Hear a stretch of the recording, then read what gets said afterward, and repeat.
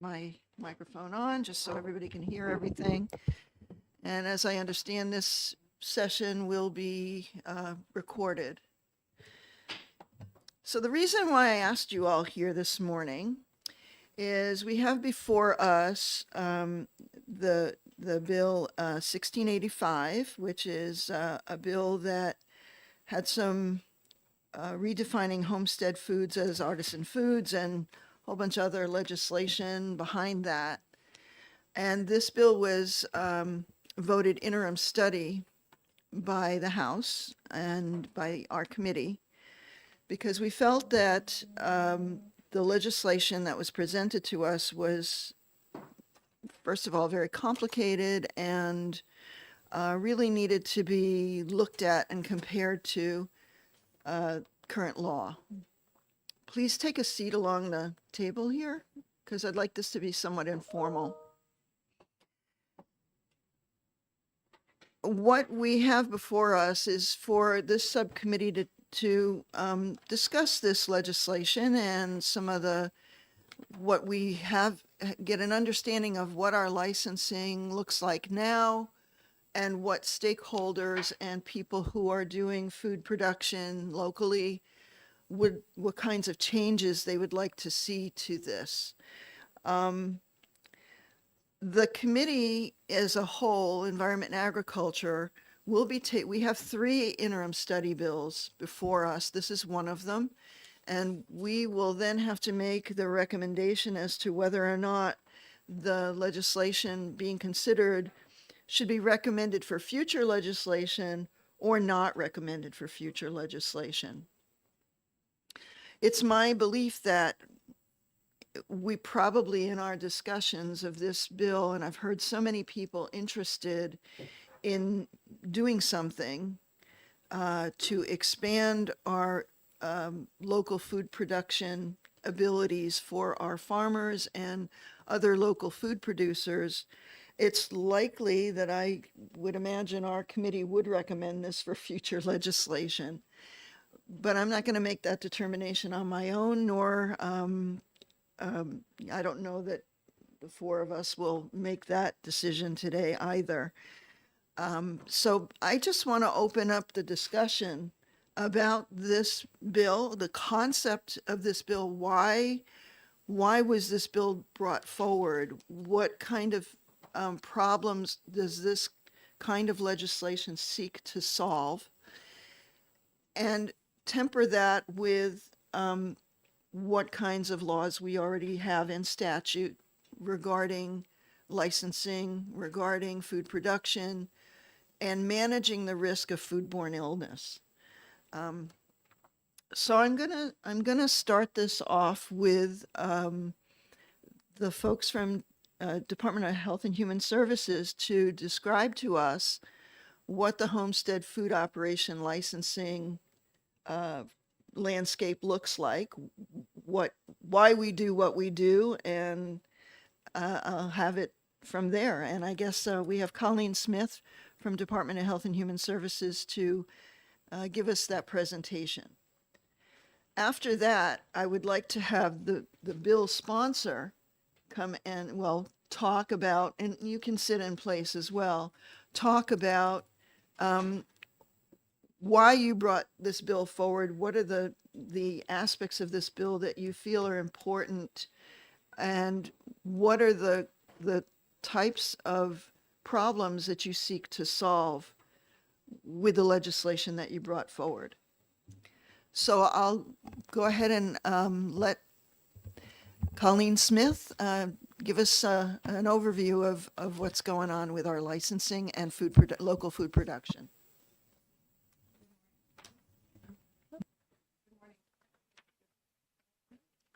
Oh, you have the mic? Is it on? There you are. Red. Red. It's got to be red. There we go. Is that okay? Does that Good. work? I think so. Good morning. My name is Colleen Smith. I'm with the Department of Health and Human Services. I was formerly with the food protection section. I'm now transitioned to a new role with our Bureau of Infectious Disease Control, but certainly I've been with the food protection section for over 16 years and have a lot of working knowledge over the years of where our current homestead food operation licensing stands, and some perspective of history of how we got to where we are now with food protection licensing. And I also have Erica Davis. She's with the Food Protection Program. She's with me to co-present and answer questions as they come up. And please feel free, as Representative Aaron said, that this is very informal. My attempt is to give an overview of our current laws on homestead food operations, but I'm certainly happy to pause and answer any questions that come up as we go through this. Okay, thank you. Ma'am, we'd like you to join us up here. Yeah, sure.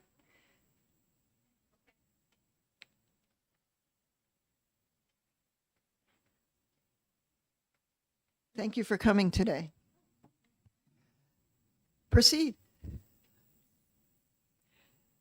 So we'll start with the homestead food operation definition. So by statute in RSA 143A:12, a homestead food operation is a person who produces homestead food products excluding potentially hazardous food. So these are foods that require temperature control for safety, and it's only in that person's home kitchen of their primary residence in New Hampshire. So we have home kitchen means their home kitchen. It doesn't mean a garage. It doesn't mean a basement. It's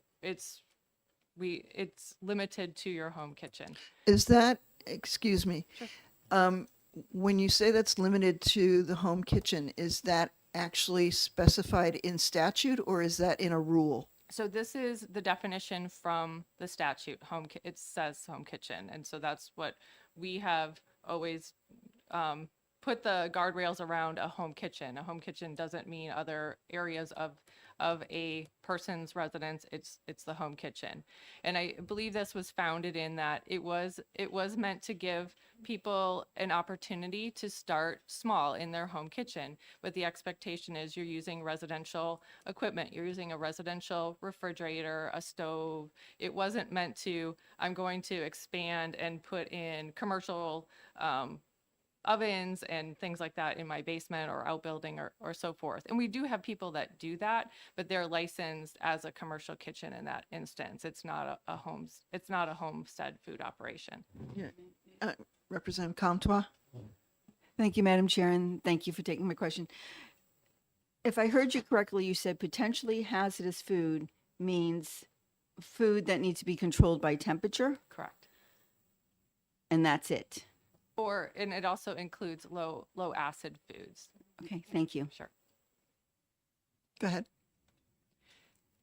So in New Hampshire, we have two types of homestead operations, those that are exempt from food licensure and those that require by statute a homestead food license.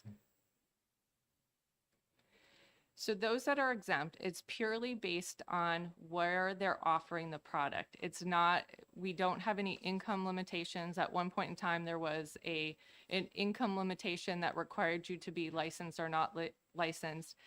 There was also, they can only make the same types of products, those that don't require temperature control for safety, the non-potentially hazardous foods, but depending on where you're selling it, that's what determines whether or not you need the license. So those that are exempt from a homestead license are those that are selling it from their own residence, their own farm stand, or from a farmer's market. Or actually, and I'm sorry, and there's an error in here, or retail food stores. That was something that changed in the last few years, that they can also sell at retail stores. If you want to sell to restaurants over the internet or to wholesalers, brokers, or other food distributors, that's when you have to apply for a license. And currently we have 149 licensees. It's a $150 annual food service license. And again, we just as we do inspections for any other licensed facilities, there is a inspection that's part of that. These are scheduled inspections because it's person's home. We can't just show up randomly at a person's home and not knowing if they're going to be producing food. So any homestead food inspections are scheduled. And actually we welcome this opportunity because it's a time for us to have a one-on-one with the producer to get any questions answered that they might have, whether it's about labeling, whether it's about their food storage. It's a very it's a very, I think, educational inspection. It's not we're trying to help those folks make the food in a safe way. Sure. Representative Comtois has a question. Thank you, Madam Chair. Again, thank you. I just want to go back to retail food establishments. Did you say that you can now sell with just the homestead food, or do you have to be licensed? So if they want to sell to a retail food store, that is allowable under an exempt food license. Okay, so looking at your Yeah, slide, yeah, sorry. we could cross off Yes. other retail food establishments and move that up to the Yes. exemption. Yes. Thank you. Yeah. You have a question. Ma'am, can you please say your name and where you're from? Zavos, and I'm from Dunbarton. And I had a question about something you mentioned at the beginning when you said that being in the kitchen is by statute. And I was wondering if you could clarify if that's the revised statutes or if that's the administrative code. So that's in the actual RSA 143-A:12. Okay, thanks. Thank you.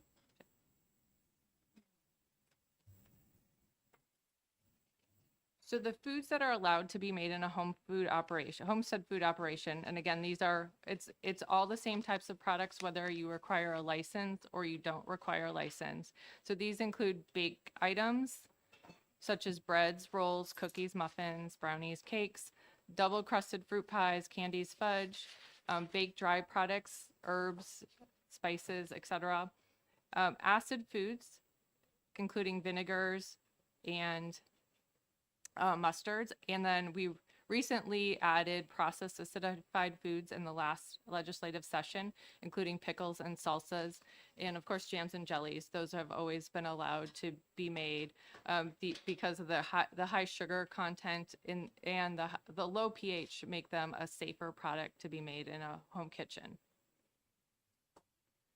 The types of products that are not allowed, so the term potentially hazardous, that term it's a pretty it's an older term. The more modern term is called TCS food, or it's foods requiring temperature control for safety.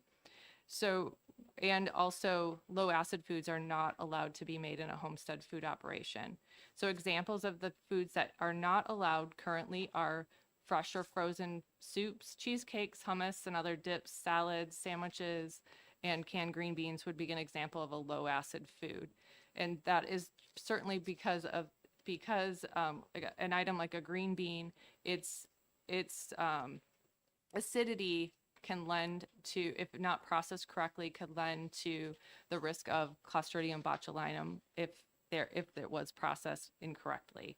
And so that because there's a high risk with processing low acid foods, could be things like pumpkin butter, the things that are generally not high in acid, so not like your fruits that are in jams and jellies. These are currently not allowed to be made in a homestead food operation. In order to make these types of products, you would need to have a commercial kitchen to do this, and we've offered that there are certain facilities in New Hampshire that rent space for small food producers. There are businesses that their sole business is to do this activity, or also we've also had instances where someone might have a relationship with like a local pizza shop that opens in the afternoon. They can come in the morning and use their commercial facility, their sinks, their refrigeration, et cetera, to do their food production, whether they're a caterer that's making sandwiches and salads, and et cetera, or doing low acid processing. So as I mentioned before, a homestead food operation is restricted to doing food preparation in their home kitchen. We don't require the same standards for physical facilities that our other licensed establishments like restaurants, grocery stores are held to, whereby commercial kitchen is not required. There's no requirement for a 3-compartment sink. They're allowed to use a 2-bay sink or a 1-bay sink and a dishwasher for their warewashing. we don't have the same plumbing requirements for an indirect waste line for sinks. Pets are allowed to be in the homestead. They just have to be excluded from the kitchen prior to production. And the products are required to be labeled that they're made in a residential kitchen. Either they're exempt from a license or they're licensed as applicable to the particular instance. So, Oh, yeah, question from Representative Comtois. Thank you. Sorry about this. It says there's no requirement for a 3-compartment sink. Is a single sink acceptable, or do they need a double sink? so we've allowed them to use a single sink and a dishwasher or our 2-bay sink for warewashing. Thank you. Sure. So I know there's been some confusion about other types of exemptions. So I'm just going to take a little quick deviation to the other types of establishments that are exempt from a license. These are occasional food service events, and temporary food establishments. So these are exempt by statute from a food service license. So the occasional food service establishment is any food establishment where food is served or provided for the public on premises of the establishment, whether or not there's a charge, no more than 40 days in a 30-day period. And so an example of this would be a vendor at a farmer's market who might be preparing on site sandwiches or sausages or other prepared foods. They could go to one farmer's market a week, prepare food on site, and not be required to have a license based on this statute. So is this actually in statute or is this a rule? This is in statute. Okay. So occasional food service is defined in statute and exempt from a license in statute. So we also have what's called occasional food service events. And these are events that are not regularly scheduled. This could be something like a homecoming barbecue, a fireman's chicken dinner. These are things that are not regularly scheduled. They happen irregularly, and they are not required to be licensed as well. Question from Representative Comtois. And then, thank you, Madam Chair, and thank you again. Are there any foods that are exempt from these, from being used from these occasional food service establishments or sold or given out? So these can be a challenge because we don't have any, they're not required to be licensed or inspected. So there's no regulatory oversight over these types of venues.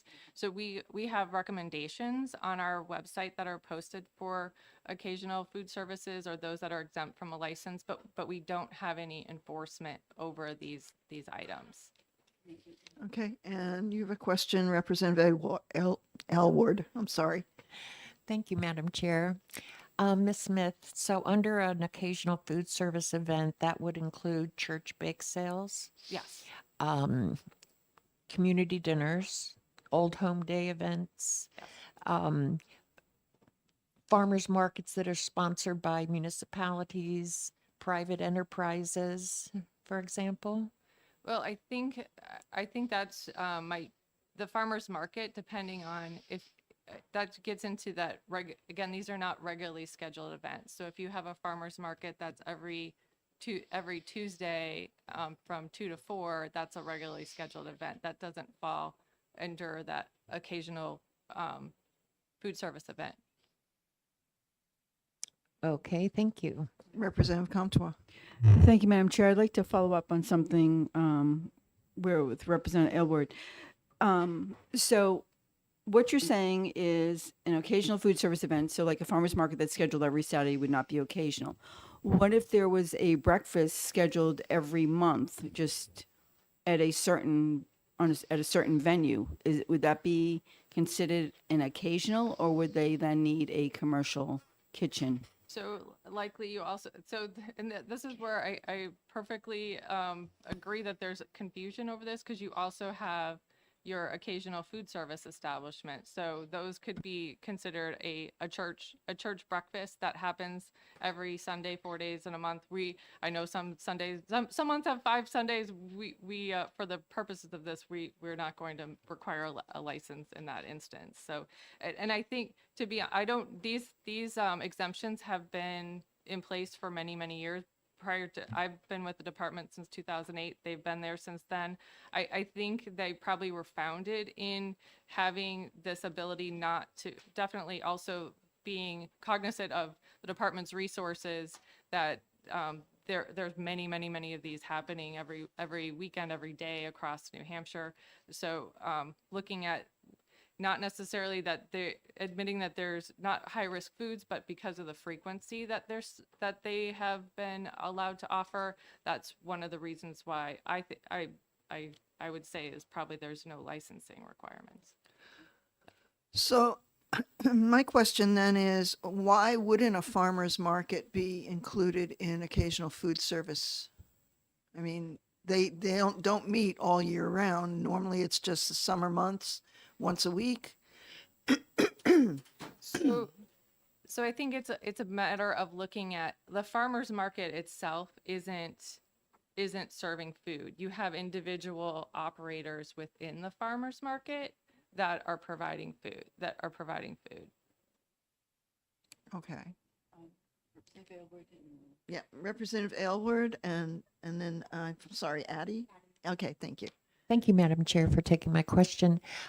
Ms. Smith, you responded to a public record request by the researcher for this committee and submitted information on January 31st regarding statistics from your department.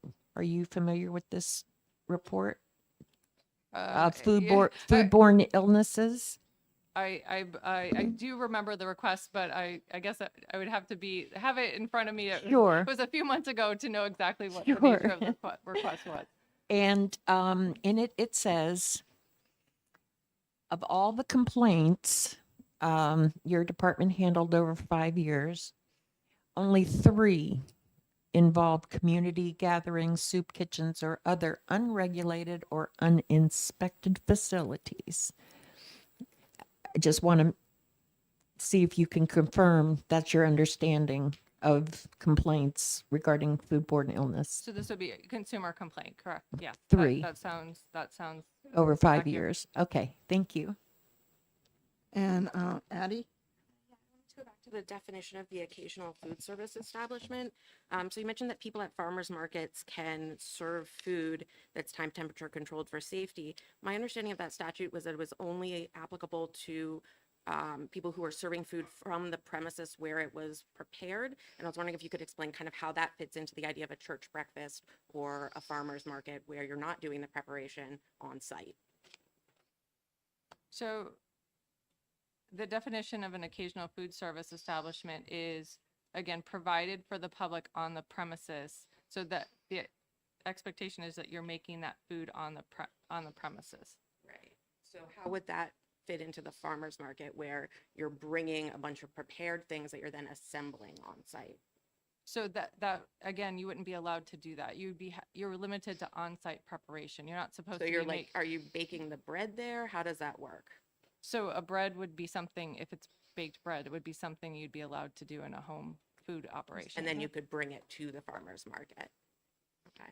And then about the statute in terms of occasional, is there somewhere in the statute where it says it can't be a regularly scheduled event? Because the way that I read the statute is that it's 4 days in a 30-day period, regardless of whether it's regularly scheduled or not. So it's 4 days in 4 days in a 30-day period. I'm not quite sure. There's a separate definition for occasional food service event. So For establishment. So it can be regular if it's an occasional food service establishment. It Correct. just has to not go above the threshold of 4 days in a 30-day yes, period. exactly. Okay. Okay. Thank you for those explanations. You continue. And then finally, we have what's called a temporary food service establishment. So this is any food service establishment which operates at a fixed location for a period of time not to exceed 2 weeks in conjunction with a fair, carnival, circus, public exhibition, or similar transitory gathering. And so this would be certainly probably something that's fresh in our minds would be Hopkinton Fair. Like all those food service vendors at the Hopkinton Fair have no oversight, no licensing requirements from our section. Deerfield Fair is another example. It doesn't mean if you, and which I'll get to in the next slide, is there are self-inspecting cities and towns. And so some of them do license temporary events. So Manchester, for example, Concord, there are 15 self-inspecting cities and towns which are on this map that may have different regulations. So in Manchester, I know they do license even like church dinners or church breakfasts. They have it's a reduced license, but they do have a licensing process for that. So that's what I just want to make that point, that it also can create confusion because there are differences in regulations depending on the jurisdiction and who has the regulatory oversight when it comes to food. Do you know what statute gives them the authority to be a self-inspecting city or town? So it's in RSA 47, and I can get you the exact location within that statute. Okay, sure. Thank you. Representative Aylward. Thank you, Madam Chairman. Ms. Smith, what were we talking about? About the self-inspecting town. Yes. So if this legislation was to move forward in whatever form it takes, it would be reasonable to accept the 15 self-regulating cities, which would answer the concerns like of the Manchester Health Department, for example. So I do know that the cities and towns feel very strongly about being able to make their own. They certainly collect revenues from licensing those events. They feel very strongly. Some of them have zoning requirements that don't allow home food production, so they feel very strongly about keeping their status for being able to permit the events that they do intact. Follow up, Madam Chair? Yeah, go ahead. Follow. Yes, and I will admit that that didn't come to mind when I was doing the self-inspecting cities, didn't come to mind, so it was my mistake. Okay. Any other questions so far? No, go ahead. So, and these are our contact information. So if you have any follow-up questions after today's meeting, we'd be happy to take them. And we're here to provide information on the current regulation. We would definitely, we understand that there's a lot of confusion. These weren't regulations that we created in and of our own. We have to interpret them and try to do our best with what we know was the intent at the time. We feel very strongly that supporting local food and opportunity, but we also have to be cognizant of food safety risk. And we know that home kitchens, while people may be well-intentioned, is that they're not always designed to do mass amounts of food production. They don't have facilities that were designed to cool foods, for instance, in a quick manner. So if you're making large amounts of chili or soup, that's certainly a consideration. We also want to point out is that we have exemptions for licensing, which does make it very, very difficult to enforce. And we do get complaints. We get complaints about homesteads, people not doing what they're allowed to do, making things like cheesecakes or other foods that require refrigeration. Our response is that we try to reach out via letter to those folks first and explain to them that this is the regulation. You're not allowed to do these foods in your home. You can do these foods, or you can pursue licensing in a commercial kitchen. But I do want to say that it can be very difficult for us to enforce this. We don't regularly enforce farmers markets where a lot of home produced foods are being offered. We did actually have a summer intern who worked with us and did some surveying at farmers market, and did some assessments, and we'd be happy to share her findings. She found labeling was probably the biggest thing that she found out of compliance when she did that survey at the farmers markets. So we do know as best as we can to try to inform people of what the regulations are, is that there are things that are happening that we may not know about or have a really difficult time enforcing. Okay, I have a question insofar as foods allowed to be made in homestead food operations. You had a whole list. Excuse me. Where does dried foods and freeze-dried foods fall in that list? So if it's an air dried food, like a dried herb or spice, we've allowed that in a homestead. When it comes to freeze drying, that's considered a process, and we know there could be food safety risks with not getting that the correct water activity in a freeze dried situation. So that's not a product that we've allowed in a homestead operation. Okay. I'm sorry? Okay, hold on one second. I'm sorry. Yeah, Representative Constable, could you? Yes, thank you, Madam Yeah, Chair. sure. Thank you for taking my question. You said you send letters out as your first contact for somebody that is not following the rules or statutes. Can you give us the number of letters that you've sent out either yearly or over a period of time? Sure, I can go. I would have to go back and get that exact number. I'd say it's probably on the order of 20, maybe a year. Okay. Representative Golan, it's been a long, Thank you, a Madam long Chair. summer. And Forgetting everybody. That's okay. Thank you for putting together the presentation. I like the information.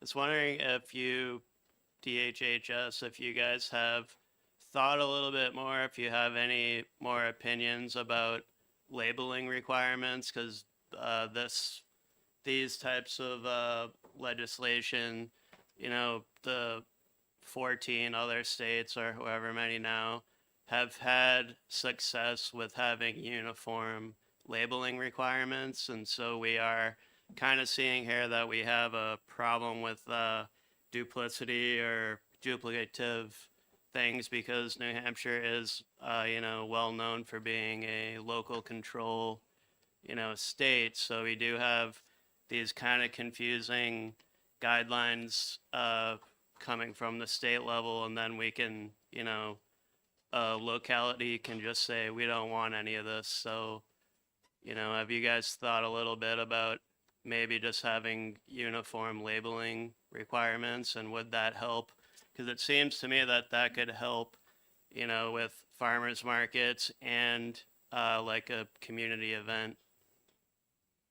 So just so I can understand, so are you talking about like ingredient labeling? Or are you talking about the exempt from? Yeah, so one idea that's been kicked around a little bit is to have DHHS in charge of enforcing labeling. So the state could even design a label, and the state could just have a label that would have, the person could customize it, and basically everyone would be required to use this label for these types of products. So we do have a sample label on our website that lists the minimum information that has to be on that label. I think some of the problems with standardizing the label is the the size of them, because certainly you might have a candy manufacturer that is very different than someone making jams and jellies and can do different things with their label. So we definitely do have standardized information that's required to be on that label, but as far as any kind of formatting, that's not something that we're prescriptive on the layout of that information. Is that something the department is receptive toward? I think it would probably be more, we would definitely want to take industry's impact into that, because they, certainly they're bearing the burden of of having that information on that product. We definitely just want to make sure the content and information is there in a format that's readable and understandable to a consumer. Okay. And then Ms. Leader Zavos, right? Yeah, go ahead, just- Addie. I wanted to say that I think that the department's labeling requirements are very clear. You just Google like Homestead Foods New Hampshire, and there's a thing that tells you, yeah, it has to be in 10-point font and it has to have these elements, and there's a sample label. The idea of having a template for the label, I think, would be very harmful to producers like us. We spend a lot of time making sure that our labels match our aesthetic, that they're clear to consumers, that they're appealing, that they highlight the information that we want to highlight, like, you know, special ingredients that might be in there, what's from our farm, what's made in New Hampshire, and requiring us to match the design of everybody else's labels is such a huge kick in the teeth to your marketability that I think would be just a terrible idea. Sorry. That's okay. No, I'm glad you showed up. You don't want a whole shelf of jams that all have the exact same label, particularly when you have to use the same recipes unless you're willing to pay for a process review. I'm sorry, I forgot your name. My name is Linda Paulson. Linda Thank you, Paulson. Madam Chair. Sure.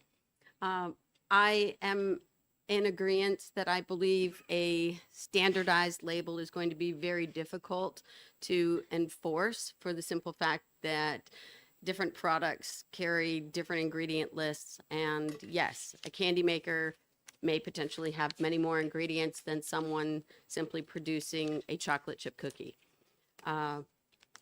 In terms of labeling, a thought, if DHHS were to offer an online class that offered a certificate at the end of 1 hour or whatever time frame were required to teach these are the elements that we have on our website, and then you have oversight of who is knowledgeable of that proper labeling, might that be a solution that could satisfy that standardized requirement and the freedom to allow your product to stand out with whether it's your farm product or your specialized ingredient?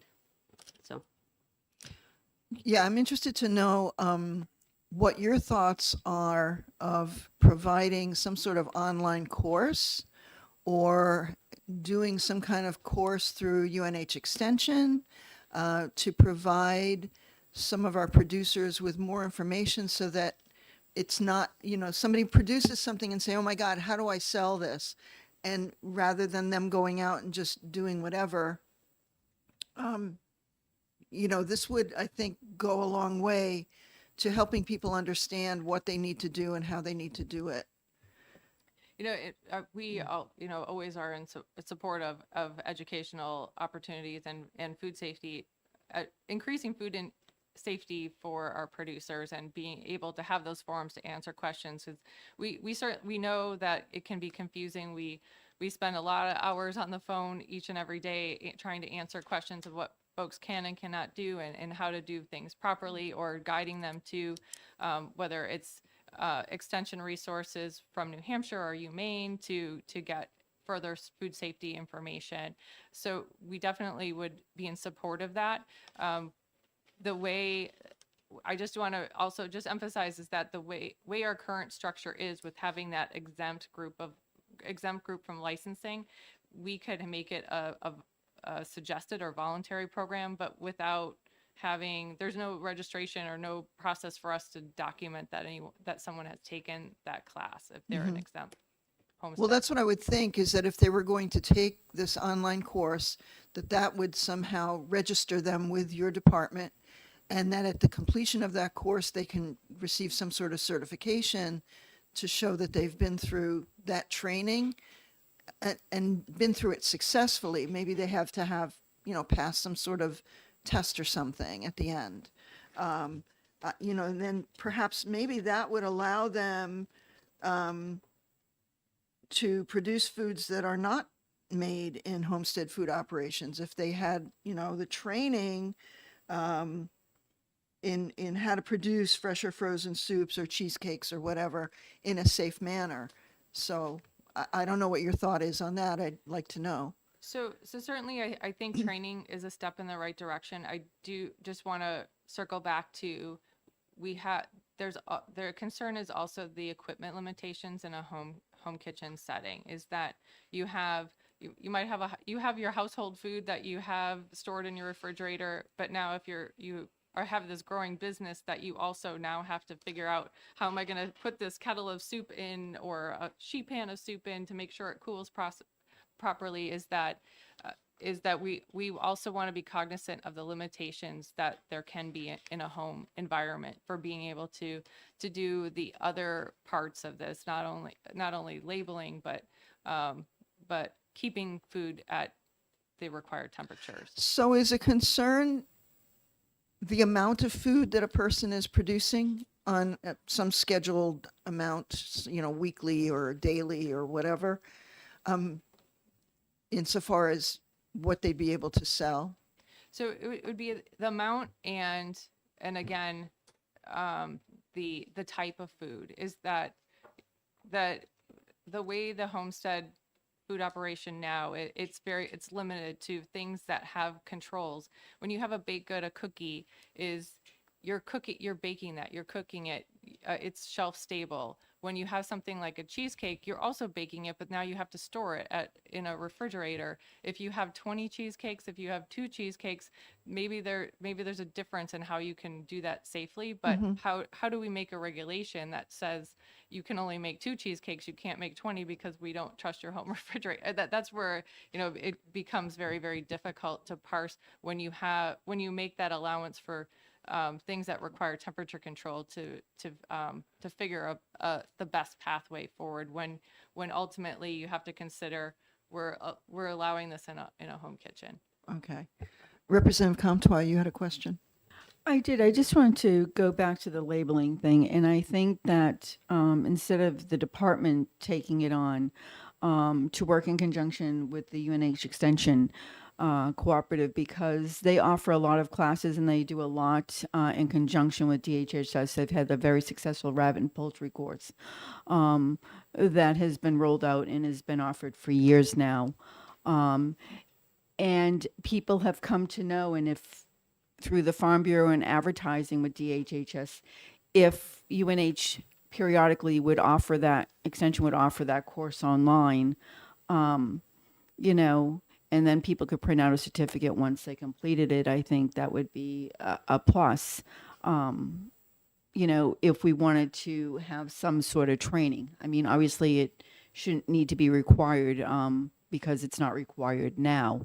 And I'm looking at, they do have a sample of what a label looks like right on the Homestead page for chocolate chip cookies, if anyone wants to know what's in chocolate chip cookies.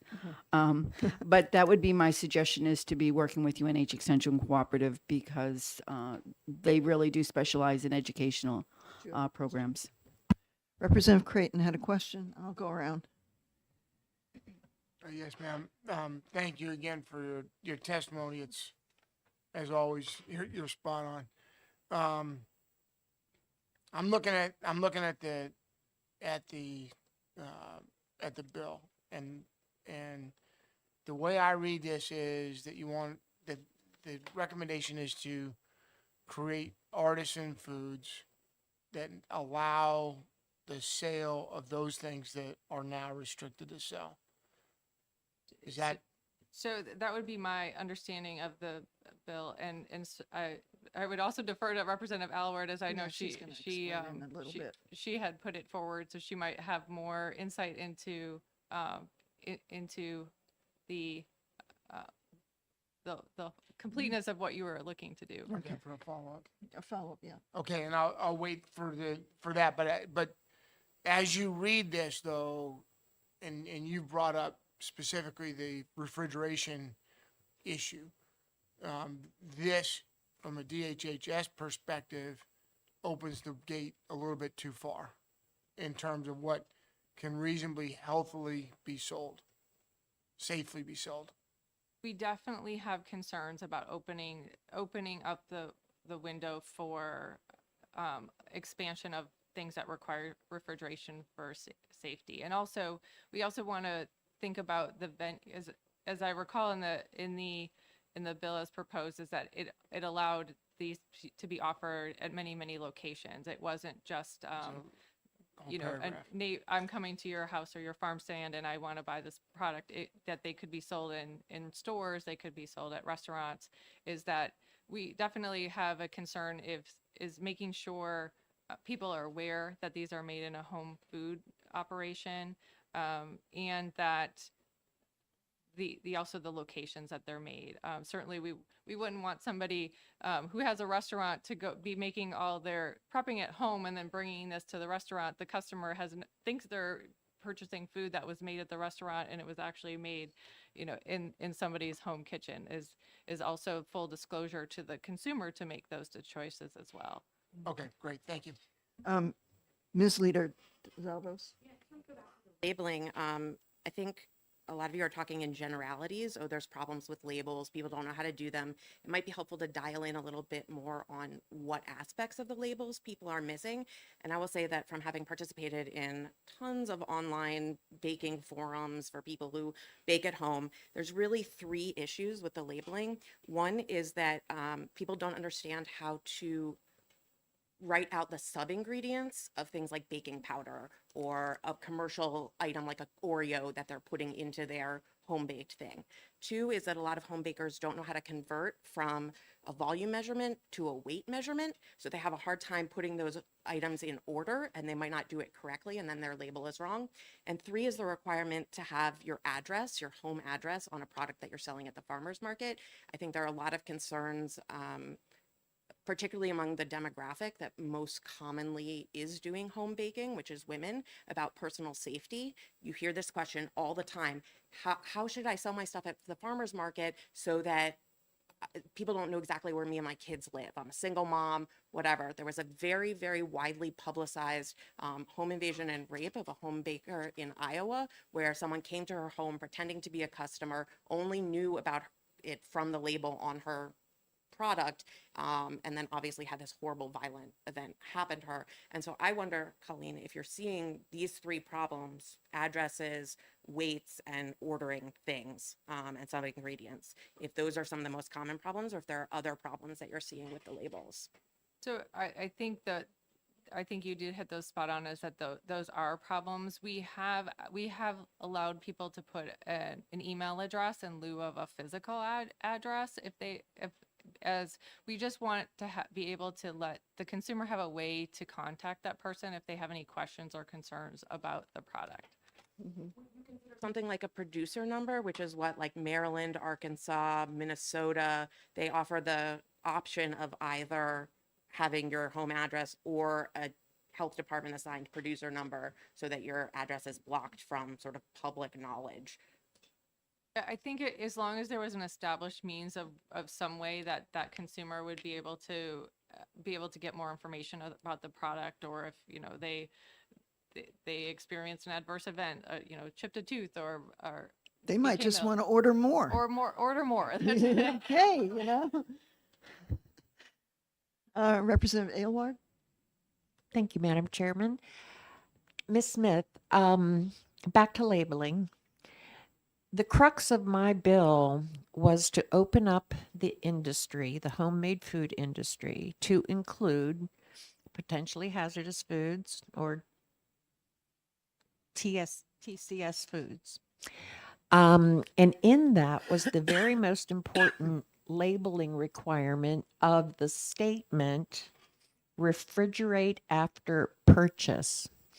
Not after opening, but after purchase, which designates it as a, you know, it could even say perishable, refrigerate after purchase. So the onus is on the consumer if buying fresh salsa that's vended out of a cooler filled with ice, for example.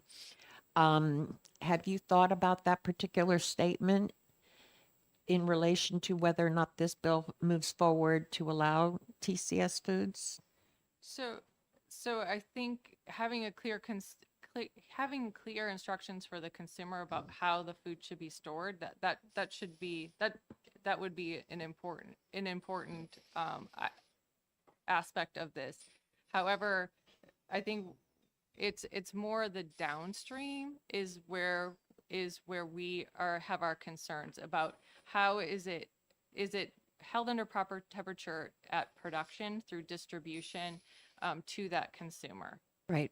Follow up, Madam Chair? Yeah, follow up. Yes, that would be included in what I'm proposing as a type of food safety course. That would be a requirement. It would be in the law and administrative rules. So given the fact that we don't have that many complaints and that this has been rampant noncompliance for decades, plus community dinners that are serving thousands of people across the state, with foods that are advertised as, homemade. This is where I'm trying to get to with DHHS. And in regards to the statement that you sent me by email that domestic refrigeration was not adequate for food production. That's what you wrote. If you have a domestic refrigerator that holds at 41 degrees or less, and you have a commercial unit that holds at 41 degrees or less, and if you have homemade food producers making small batches, typically they are small batches of whatever they make because they're not going to take 75 bottles of salsa to a farmer's market if they can only sell 10. So it seems to me that DHHS is imposing this kind of dire extreme on the homemade food producers who have no intention of exceeding their refrigeration capacity. They could bring in coolers for that matter overnight and then go vend the next day, for example. So I just wanted to make that comment. Thank you. Okay. I'm going to go to Representative Constable and then over this side again. Go ahead. Thank you, Madam Chair. And just to bounce off of that, we do, me and my wife do sell at farmers markets, and we sell fruit pies. And one of the things we would love to be able to do is sell periodically. We have Thanksgiving coming up. We would like to be able to sell pumpkin pie, right? And it seems like that it just is onerous. We've done. I've asked everybody. It is universal when we say people ask us, "Can you do it?" Nope, sorry, we can't do it. Why not? Blah, blah. So the limitation on the food is pretty much to what our extra. We have an extra refrigerator. What can we fit in there? It would be probably 8 pies we would pre-order them so people would know they're coming specifically for this pie and that's the extent. We're just trying to get a little bit more. We're never going to be a commercial kitchen. We're never going to sell 50 potentially hazardous foods in a day. It's very limited to what we can do, which is small batches, really small batches. And they're from people that we know. We know these people. So one of the ideas that we were tossing around on the labeling side was, so we have fruit pies, and that has the exempt from, that has the exemption label on it, along with all the other stuff we had talked about. I would say I'm not opposed to a warning label on TCS food. So next to your fruit pies that has the exemption that we're exempt from inspection would be, if we're selling anything that has temperature control, would be a warning label to consumers. That way they fully understand that this product, for one, it's a conversation starter because the law would be changing. It would be something new that we're able to sell. And so it would be a conversation starter for one, to educate them that this is different and it needs refrigeration. And it's just that gives the consumer the information they need that this is needs to be refrigerated, and it separates it from the other exemption label, so it could be a different label, is what we're saying. And again, just to say, it's because we're not looking to do this great big amount. It's just a little bit here, a little bit extra here, a little bit here, and usually seasonality plays into a huge part of that. And it's not, you know, to me, the potential risk is extremely low when we just participated in food sales and fundraisers, and everything we don't produce it ourselves, but everyone else had potentially hazardous food. Nobody's gotten sick, right? It's like they were saying, thousands. This occurs all over the state without a problem.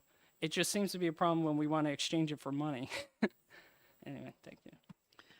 I don't know your Yeah, name. no, that's okay. So I just want to introduce myself. I'm Wendy Johnnychuk. I'm the Food Safety State Specialist for UNH Cooperative Extension. nice to meet you. Yeah, and likewise, Madam Chair and others.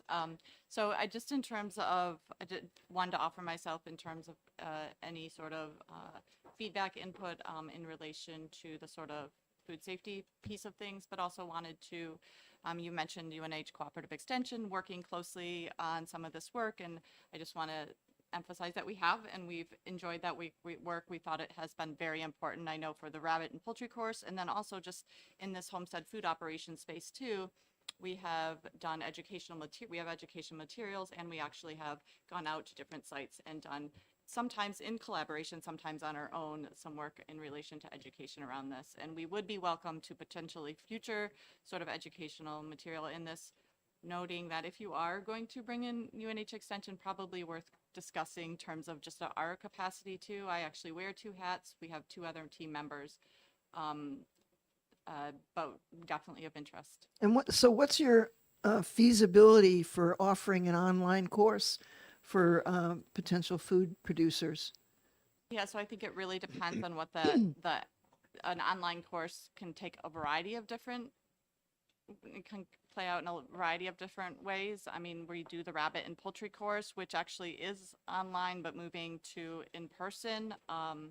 So I think an online course could be something that is just a one and done kind of, you actually have a recording with an online course, so it could be something of that nature. So I think it really depends on what it is. We are, I'd say, booked beyond capacity right now. I'm not going to pretend we are not. So I do think if it's something that is, we should have additional discussions potentially, depending on what you're thinking and what that could potentially look like. And I know that DHHS also does a lot of work in that space. So, yeah.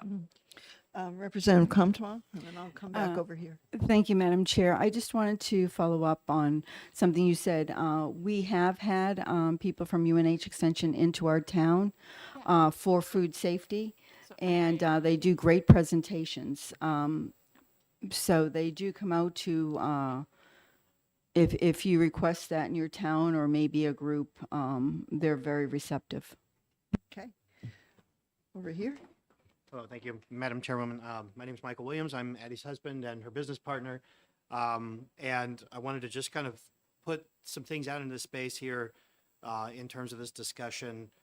Based on our experience, combined 25 years running professional food operations, and both have been Serve Safe and Food Handler certified in states that have a way more regulation and education requirements than New Hampshire, which is partially one of the reasons we live in New Hampshire now. But a couple of things in terms of your concern about commercial refrigeration is absolutely valid. One of the most important pieces of safety equipment in a kitchen is the refrigeration. And there's already a requirement that was communicated to us through our inspecting agent that any refrigeration temperature equipment must be commercial. Freezers don't necessarily have to be for the farm store.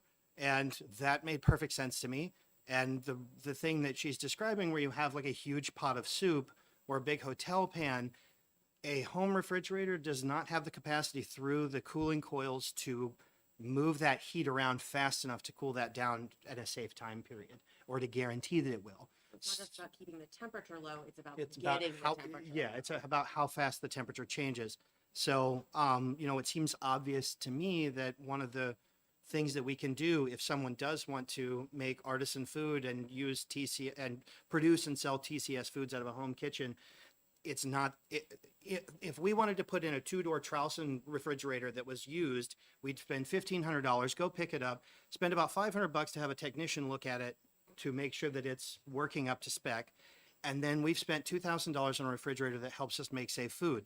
If we are required to build a commercial kitchen, in our particular instance, we're probably looking at over $100,000. We have to install a new septic system. We have to install a new power supply and a new box. Like there's like, it's the difference between replacing a piece of equipment or adding a piece of equipment to a home environment, which can run on home power just fine. You might have to have an electrician run a 220 line or something, but and spending six figures possibly building a commercial kitchen, whereas the thing that makes that food safe when it's changing temperatures is not the air gapped plumbing, it's not the hand washing stations, it's the refrigerator. Also something that we've noticed, something that made itself very obvious to us since we opened our farm store last November. There are people who come to our farm store who are looking for whole raw ingredients that are extremely high quality and carefully grown and all this. But for the most part, people are looking for prepared foods. So in terms of the economic viability of a small business, you have to be able to sell things that people want to buy. And There's a limit to how many muffins and how many brownies. you can yeah, sell yeah. Compared to say pot Pot pie. pies. If we could put pot pies and hummus in our fridge, we would have absolutely no financial concerns. We know that we would be absolutely mobbed. Okay, so that's a serious concern. And in terms of food safety, both with the labeling and with food safety, no one's going to have a higher incentive to make sure the food they sell is safe than the person selling it. Their livelihood depends on it. And one bad complaint, one association with foodborne illness from DHHS destroys your business instantaneously. It takes a decade to overcome that stuff. I've seen it happen. Even with established restaurants that were doing millions of dollars a year in sales, they have become unviable in the space of 3 months because of things like this. So it's really important to the person who's running the business and whose livelihood depends on it to make sure that their food is safe.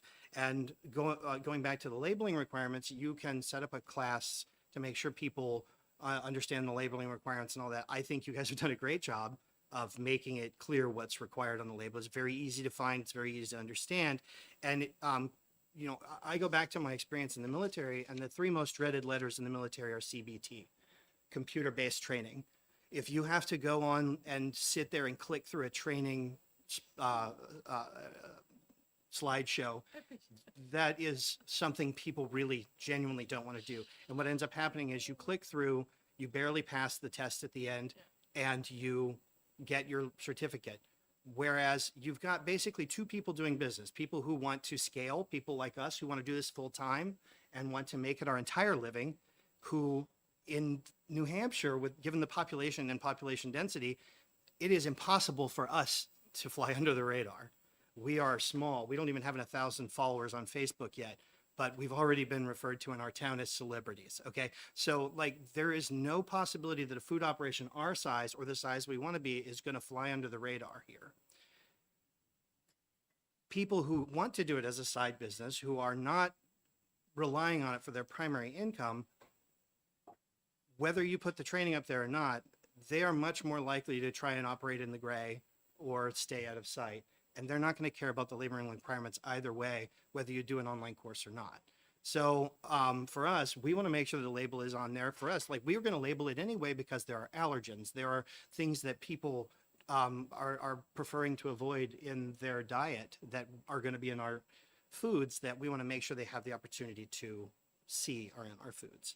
And, one of the things about the artisan food legislation that's been proposed is it opens the door, in some people's opinions, too wide, but also it opens the door to the professionalization of local food in this state. The more you allow people to make a living fully on this, the more professionals will be drawn to doing it and the more safe the food will become. And as you mentioned, there's 3 complaints. You send out 20 letters in a year. It sounds like the food's pretty safe based on incentives. And if you want to have oversight, I can understand that. But the more you allow this space to be professionalized, the more likely you are to get safe food. So I just want to add a couple of things too, is that especially post-COVID, people are more drawn to trying to obtain locally grown food. When we're seeing reports all the time of, you know, all these recalls from Boar's Head deli foods and, you know, Tyson chicken recalls and all other kind of these mega big producers having problems because of the amount of food that they're producing and not being able to keep it temperature controlled or germ free or whatever. So more is the impetus for people wanting to have something from their local farm or something, a smaller operation where things really are paid attention to.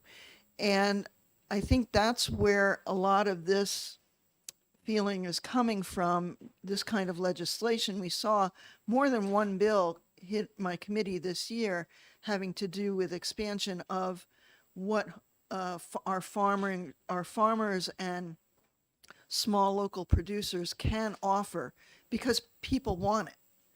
And I just think that this is something that we really seriously have to take a look at to see where in our statutes we can make some more accommodation. But I also understand the issue of risk management. The more food is being produced, the more there is a possibility, perhaps, of foodborne illness. But from what we're seeing in where more producers are starting to enter the market, we're not seeing a huge uptick in foodborne illness or letters being written to DHHS saying somebody was poisoned. So I think that we really have to find a way to make some of this expansion happen because the consumers want it. They want locally grown stuff and locally produced stuff because they feel that they can trust that more than what they're starting to see in their own supermarkets. With that, I don't know if there's any other questions or comments for DHHS and their presentation, but I'd certainly like to have Representative Aylward talk about her bill a little bit more. And so if there are any other questions you had. Another question about the bill in terms of, I'm a little confused about why we're talking about creating a new food safety course or program. There's already there's a national program called ServSafe that's used everywhere, and almost everyone who works in a restaurant at some point gets it. It's, you know, you can take a weekend class, you can do it online, you can do it once a week, you can, there's all these options. It's very Yeah. robust program. It's not that expensive for people to take. We and had you we need had it to get a talked food about that in handler's our license. committee with one of the other bills, and what we had discovered was that with ServSave, it sort of was a little bit above and beyond what a local producer would need, and also had a big component having to do with handling shellfish and items like Yeah. that. And I Yeah, think, they do have different courses. what was your opinion on that? So ServSafe is designed for certified food protection managers. So it's really geared to people that are running a restaurant or a deli or a grocery, a restaurant food service. So it is more, it's not necessarily geared to someone that's preparing jellies and jams. While there might be some principles that are applicable, it's really not about packaged food production in its emphasis. It's about, you know, employee health and hygiene and monitoring health and hygiene, cooling. There are Yeah. parts that come into play, but Yeah. it's really not designed for a home food producer or someone that's making predominantly packaged foods.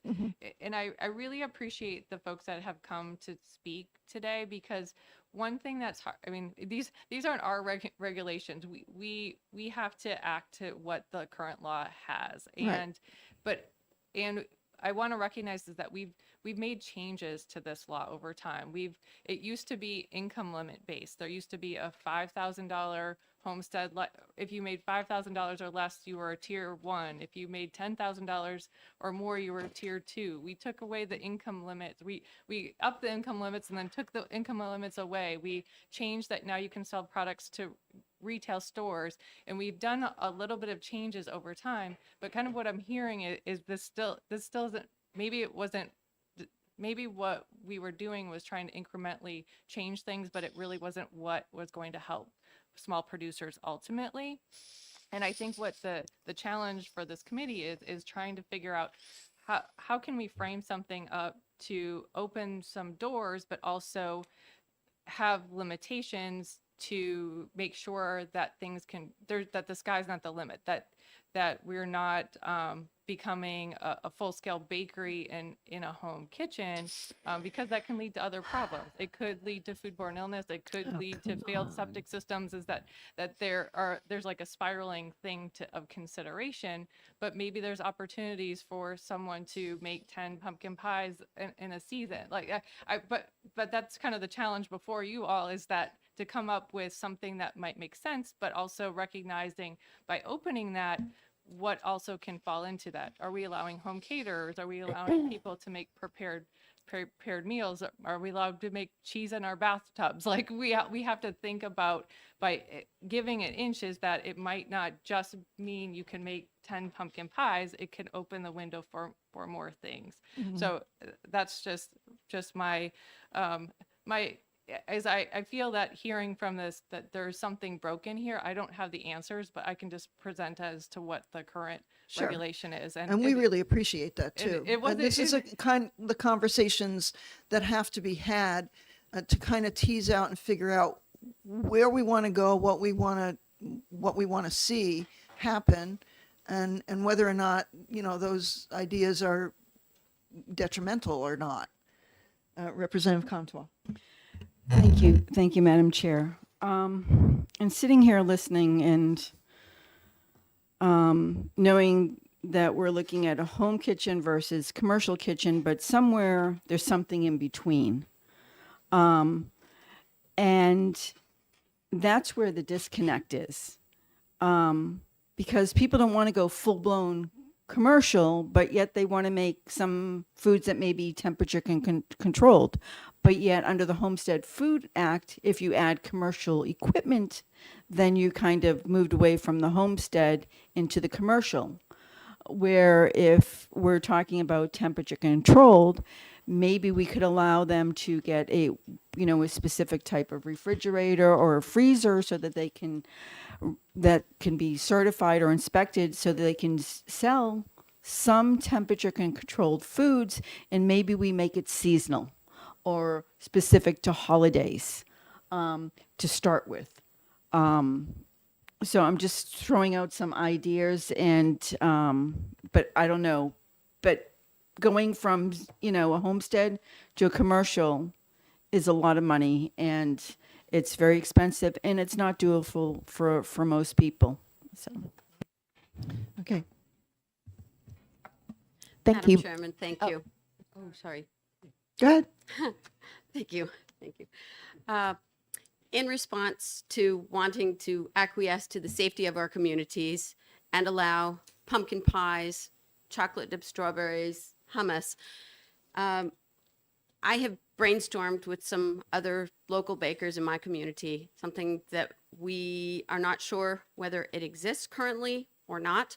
And I'm calling it the 24 Rule 24.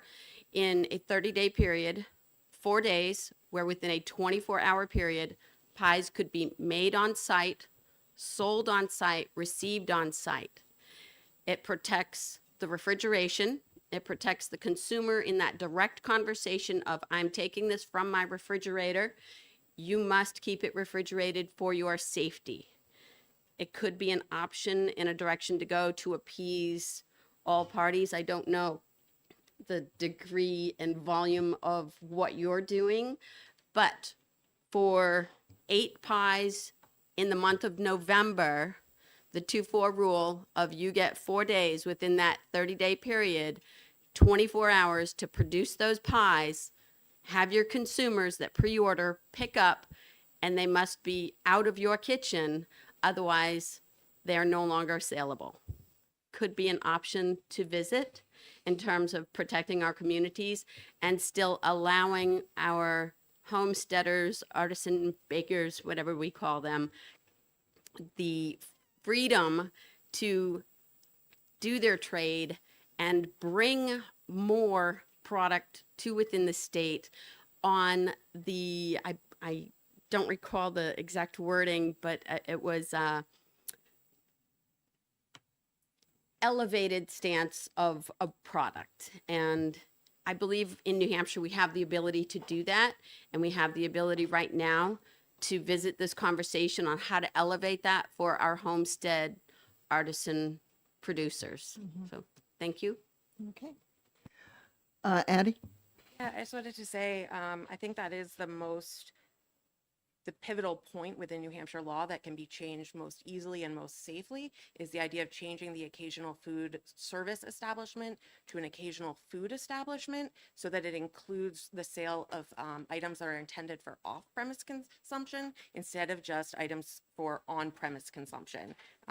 And it would be a very easy change. It doesn't change anything about the regulations of how the food is prepared. It's already pretty much been proven safe, as we talked about, that people can make time temperature controlled for safety foods in their home kitchens safely. So it doesn't change that at all, but it would allow producers like us a lot more freedom to occasionally provide those types of products for sale. And I kind of like wrote it up a little bit if anyone wants to look at it. Yeah, I have your Oh, testimony. I wrote more because Yeah, I get okay. a little involved. So it's a little bit more extensive. Than Okay, I'd like to spend just maybe 15 minutes with Representative Aylward to explain some of the highlights of the legislation that the intentions that she had with that. And again, you know, this bill, as it is not going to become law. It right now. I mean, we're studying this. We're trying to maybe take pieces of what we have and trying to incorporate that into current statute. So, but I wanted to get everybody to have a sense of the intention of what this legislation was. So go ahead, Representative Aylward, and Thank you, Madam Chairman. I used to have a licensed home kitchen back when it was required, and I made gourmet brownies and I took them to events and vended them. So I was very familiar with the laws. I'm a former wholesale and retail bakery owner, family bakery, and I worked for Safeway stores as a head cake decorator for many years. So I take a keen interest in baked goods, especially homemade baked goods that I encounter in my travels. What I found as a vendor myself was that there were people selling temperature controlled foods, which baffled me because it wasn't allowed. I learned that there wasn't resources for inspections, et cetera, and just went on my merry way. And most recently, I helped a woman get into the homemade food business, which brought me back to all these events and looking at the homemade food vendors and the labeling and being rather appalled by the non-compliance. It was absolutely rampant.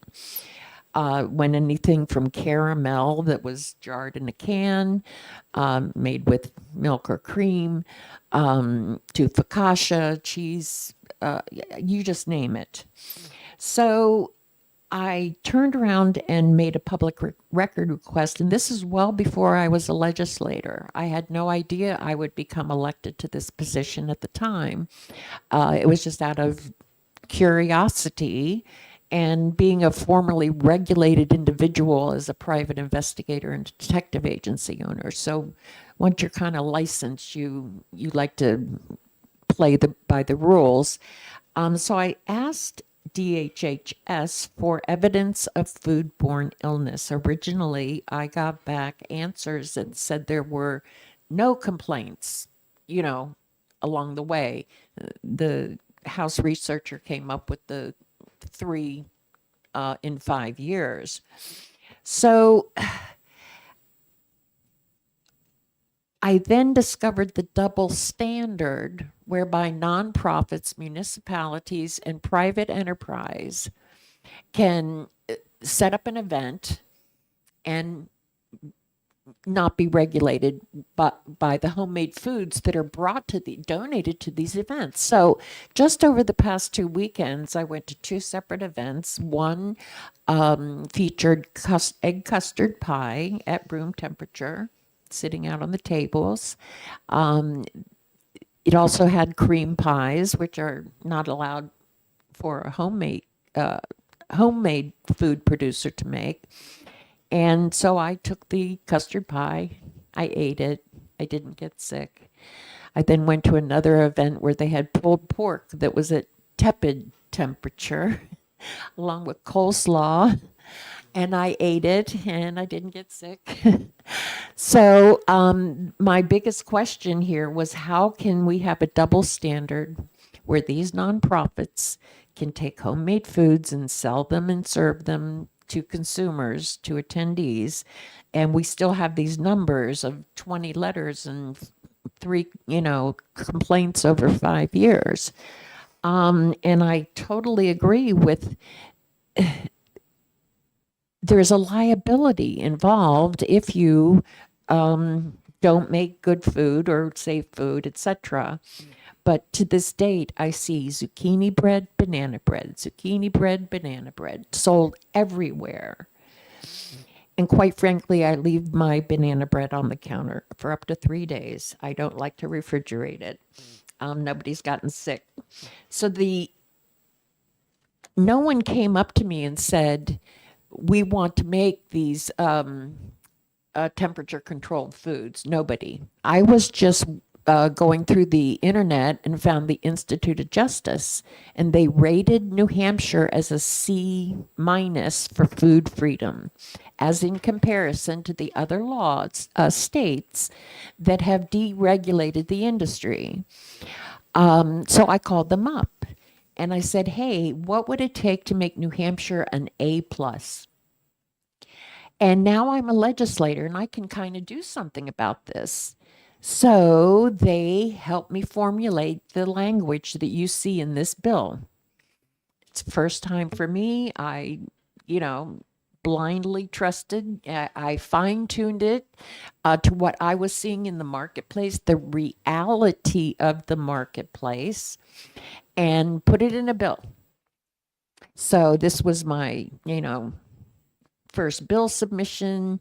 It got all caught up with farmers markets and that I had to ITL because I'd gotten bum information. And what this problem is solving is to make it fair and reasonable for the homemade food producer to produce foods the same as these nonprofits are allowed. In my mind, you either regulate the nonprofits, just like us, to make it fair and reasonable, or you leave them alone and you let the homemade food producers make more different foods. I don't see how you can reconcile the two as it is right now. So besides bringing New Hampshire into line with the other states that have different, deregulation of these foods, I suggested the disclaimer on the label in the name of public safety for the TS or perishable foods. I like the idea of warning perishable, refrigerate after purchase. I like that. So my question for UNH, I didn't catch your name, I'm so sorry. Thank you, Wendy. What if a panel of astute, industry folk were to get together and formulate a type of test that, being boots on the ground, they could have a better feel for what might be offered online. Is that kind of possible? So in terms of, you're speaking about educational materials that might Uh, be built in into the scope of the legislation? Yes, I think that's what you're speaking to, correct? Yes. Yeah. I think anytime you are going to develop any educational materials, if you want them to be effective, you want folks to be weighing in on what those educational materials look like. I mentioned the online piece. I appreciate the painfulness you speak to and whether it's effective or not. I think it really speaks to, so yes, I think that if there are educational materials and bringing in a variety of folks, I don't know if you can hear me, to weigh in on what the best content is, or it makes complete sense. And I hope that anyone who's involved in education would agree with that. Yeah. Okay, okay. So in the interim of introducing this bill and going out in the marketplace and literally telling people that I'm working on loosening up the laws, but at the same time seeing noncompliance, there's been interest in deregulate. But when I say that, they're thinking, oh, we no longer have to label, or I'm not labeling now and I never will have to. Okay. They have this demented sort of concept of what deregulation means. And so compliance, I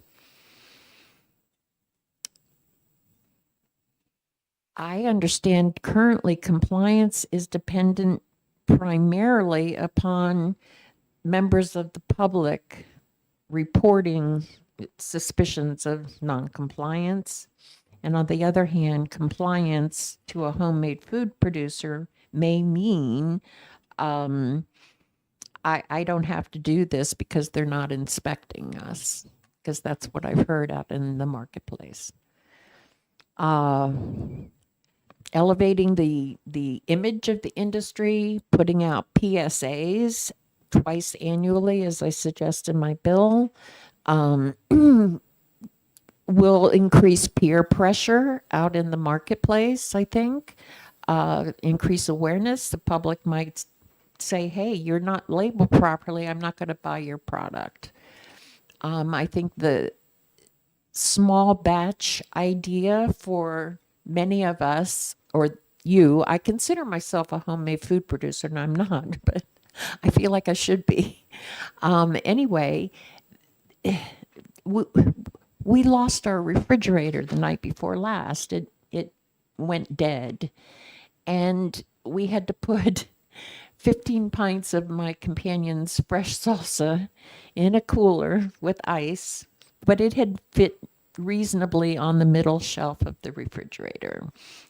Could he then go and vend that salsa, if it was allowed, safely by transferring it to a cooler with ice, keeping it submerged in ice, and, vending it from a location? I do not see why not.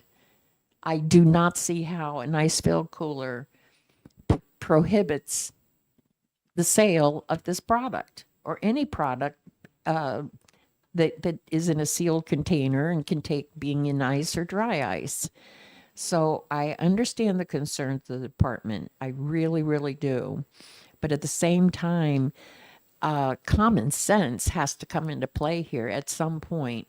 And I believe the onus is on DHHS to please prove their concerns. We're just hearing speculation. And I just believe that the problem that's going to be solved is it's going to create more business opportunities. It's going to put better food out into the marketplace, especially in rural areas. And, the woman with the crock pot of baked beans mixed with meat that was served at the old home day should be able to sell that at a vending event if she wants. It wasn't plugged in. The product was tepid, but I ate it. So that's it in a nutshell, folks. I also met this lovely woman, Linda Paulson, at a particular market. her products were 100% compliant. I could have done, a cartwheel at that point because none of the other vendors were in compliance. And it caused quite a ruckus at the market that I was looking at and taking photographs of so I can prove to DHHS, because I'm a lawmaker and I can no longer turn a blind eye to this. I can't, in good conscience. Public safety, I'm going to start reporting the non-compliance I run into. But it upset a lot of people. They feel that they're entitled to not follow the law somehow. I don't understand. So, sure. Go ahead. And then I'd like to hear from Mr. Johnson from Farm Bureau. You've been very quiet over there. I'd like to hear some comments where your thoughts are on this. But first, Thank Mr. you, Madam Williams? Chairwoman. One of the things as food professionals, I can say that as someone who generally takes a very dim view of regulation and regulatory agencies, I think DHHS finds himself in a very unenviable position of being. They have to attempt simultaneously to be a regulatory and enforcement agency, as well as a consumer advocacy agency, as well as a business advocacy agency. And so they're constantly playing all these different angles. So the position you're in is difficult. When it comes to food safety, this is one of the few areas where I tend to have a very gray and complex sort of view of regulation, because I've seen what people do with food. And I have seen non-hand washing. I've seen people move from raw products to cooked products without changing their gloves. I mean, every idea everything you can conceive where you introduce unsafety to food processing, I have observed it. I have overseen the people doing it, corrected them over and over and over, and they keep doing it. I understand how difficult it is to keep things within that compliance. I also understand that food safety, in terms of the way it's prepared, is kind of like running an actuarial table, that, there is a threshold where it's not safe anymore. And even beyond that threshold, most people won't get sick. But you reach a certain point where suddenly a lot of people are sick. And it doesn't take much. You can't really pinpoint where that point is. So a lot of the requirements for food safety are designed the way bridges are in engineering, where they actually are rated for a weight, and their calculated weight is double that. So it's an overabundance of caution. It's being very careful with food, and I understand that. I absolutely advocate for it. But I think a lot of what you found is that the non-compliance is. I think there is a producer education component that has to go into effect here, which is why I favor an environment which promotes professionalization, which makes it viable for people to make this their primary income and not a side hustle. Because those are people who are going to take it more seriously. So in terms of creating the artisan food kind of category, I think that's an important step in the right direction. But I also appreciate the situation you're in. Representative Alvord? Yes, I'd like to talk to the term side hustle. A lot of these vendors of small batch food items are elderly. And they're trying to make an extra $100 on a weekend to help pay their taxes or buy their medications or whatever. I have never seen anybody that even remotely looks like a professional homestead food product person, except for Miss Paulson. She is beyond belief in her operation. So I think we have to look at the demographics of who's actually vending these products. I believe you had an intern that was out in the marketplace. Is that correct? And we're going to hear from her. And I don't see people becoming professional homestead. That's not the demographic I'm seeing out in the marketplace. I, yeah, sure, but I'd like to see, I think people from all walks of life, all ages, are engaging in this because, you know, they have, they are. you know, grandma's favorite recipe or whatever that they want to share with the public and yeah, make a few extra bucks if they can. Yeah. Everybody is, you know, seems to want to share something at a farmer's market or bring to a community dinner or whatever. Mm-hmm. So yeah, I don't see that it's any one particular I didn't demographic. mean it was all elderly. Yeah, no, I go said ahead. many are. Mr. Williams, is it? Yes, thank Yep, you. sure. I want to clarify, I don't have a problem with people doing that. What I'm describing is that the current regulatory structure very effectively precludes professionalization. It makes it very difficult to make it your primary, to make this type of business your primary income. Yes. So I would like to open the door to people who want to do that because that's what we want to do, frankly. You know, I can assure you nothing unsafe is ever going to leave our kitchen. We've thrown away stuff, And- plenty already, because we didn't deem that it was safe. And- So Representative Coulon.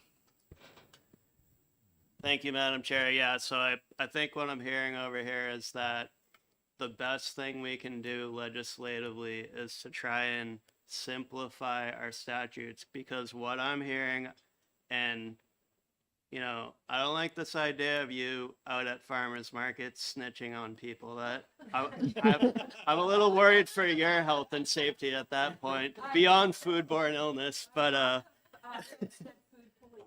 okay, good. So you know, if DHHS wants to open up another, you know, homestead food sheriff, like you might be good for that. But so I think the best thing that we can do is with this group is try and focus on streamlining and simplifying. And I like where you're going with opening it up because we do want it to be, you know, we want New Hampshire when people come here, you know, when they're going, you know, Labor Day camping or whatever, they go to Walmart, they go to Market Basket or Hannaford, and they get all their food.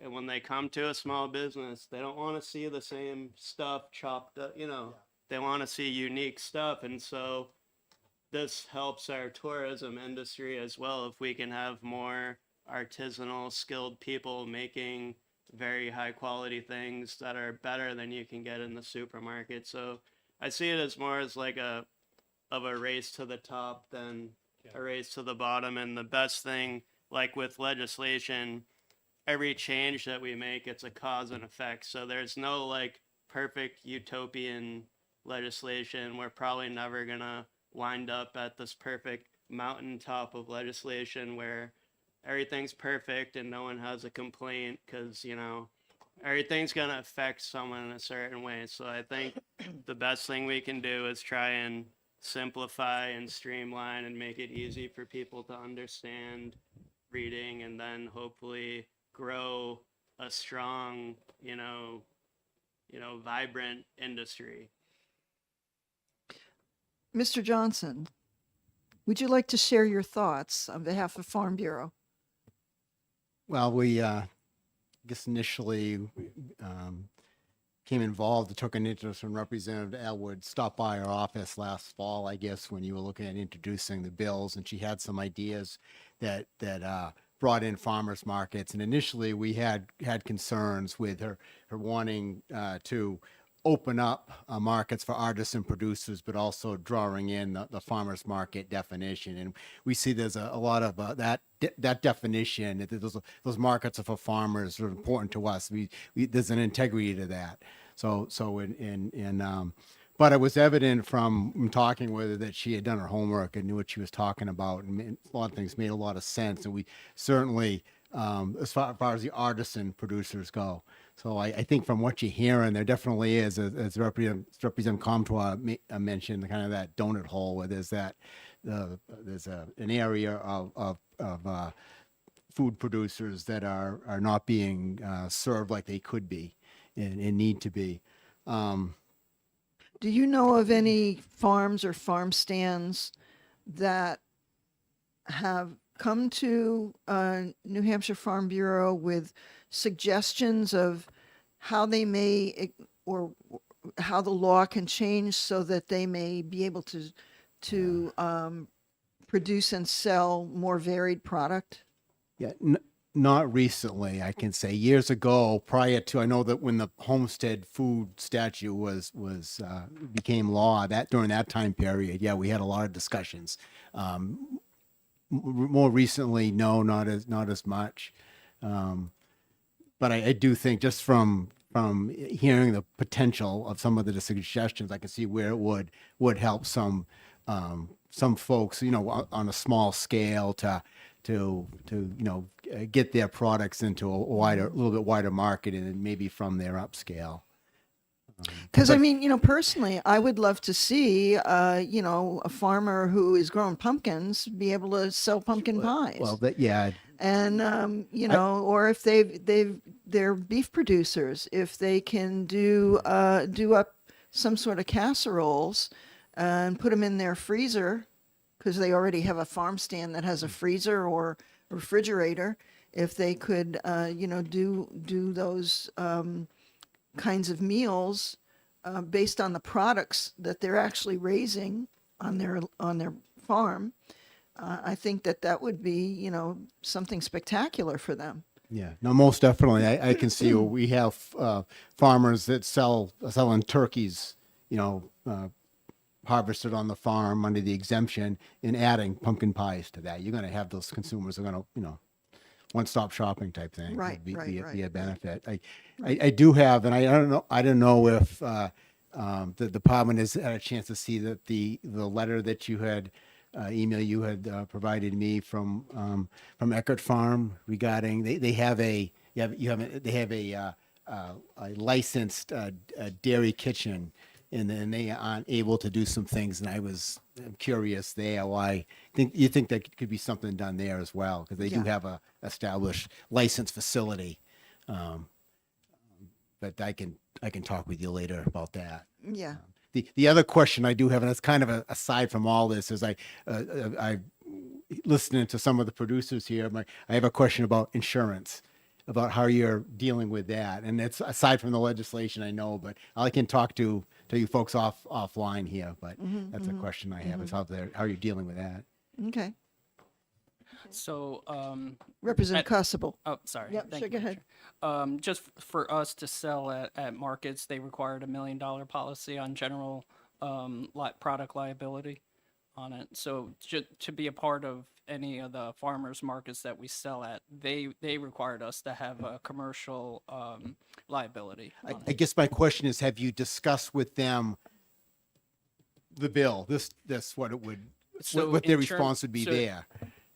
So in terms of our insurance actually wouldn't change because we went through an insurance company that is 50 state whatever, and all of it answering all the questions. None of it had to do with refrigerated types of foods or anything like that. It was more of was it the general types of things, but not, it didn't get into that specific of a. Yeah, there are you can go more, you could do, there was opportunities to have more coverage, but the basic $1 million policy was sort of generic.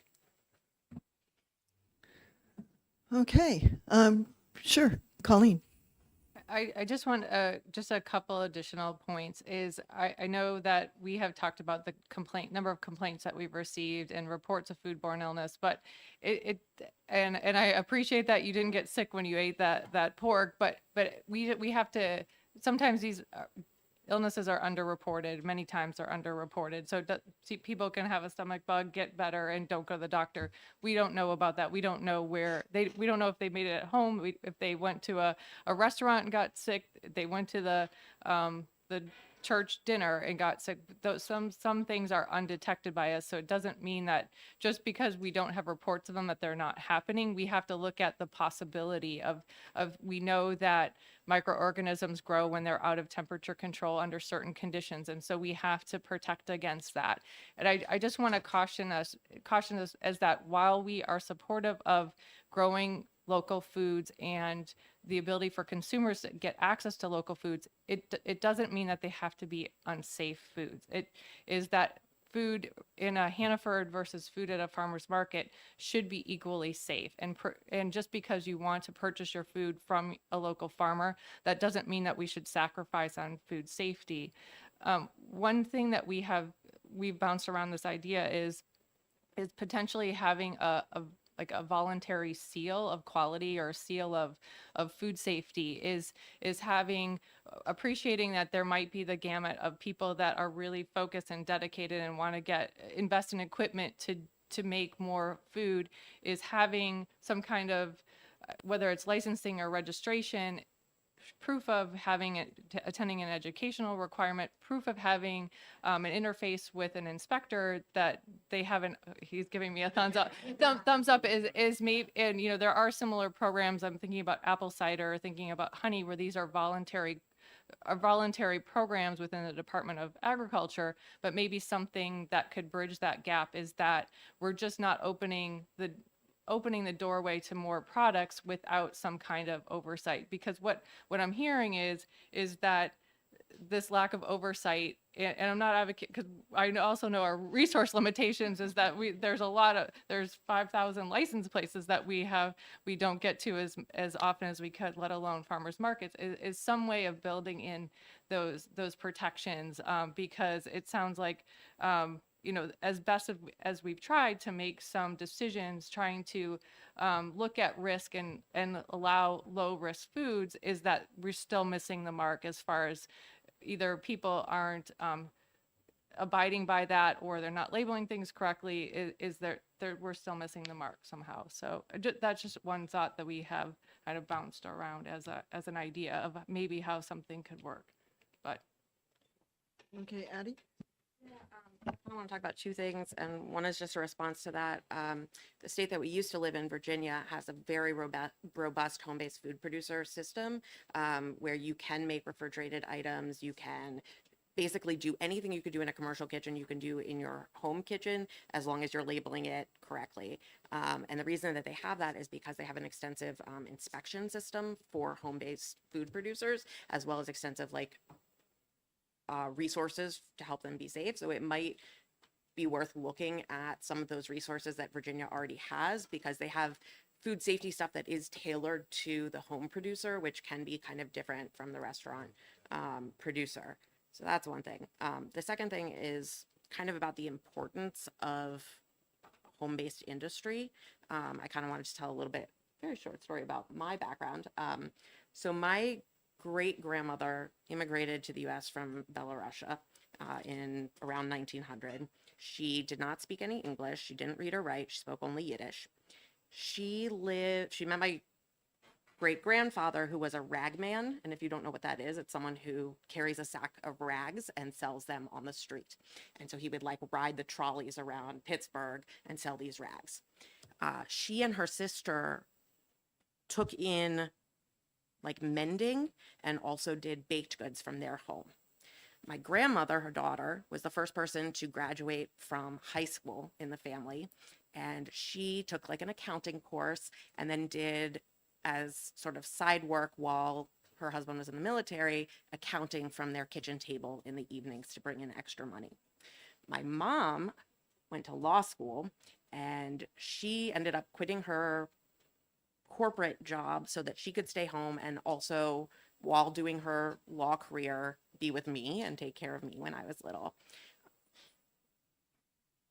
Being able to produce money and income for your family from resources that you already have at home is a cornerstone of the American dream and of economic mobility. So I think that should also be considered when you're thinking about this bill. It's not just about pies. It's not just about refrigeration. It's not just about, local foods. It's also about, do families in this state have the ability to move upwards economically? And do they have the ability to do things that don't require, college, or don't require long training programs, that they won't have to work at McDonald's for the rest of their lives, because they can take something that they're good at and that they want to improve upon and actually benefit from that labor. So I hope you'll consider that as well. may I ask them a question? Sure, go ahead.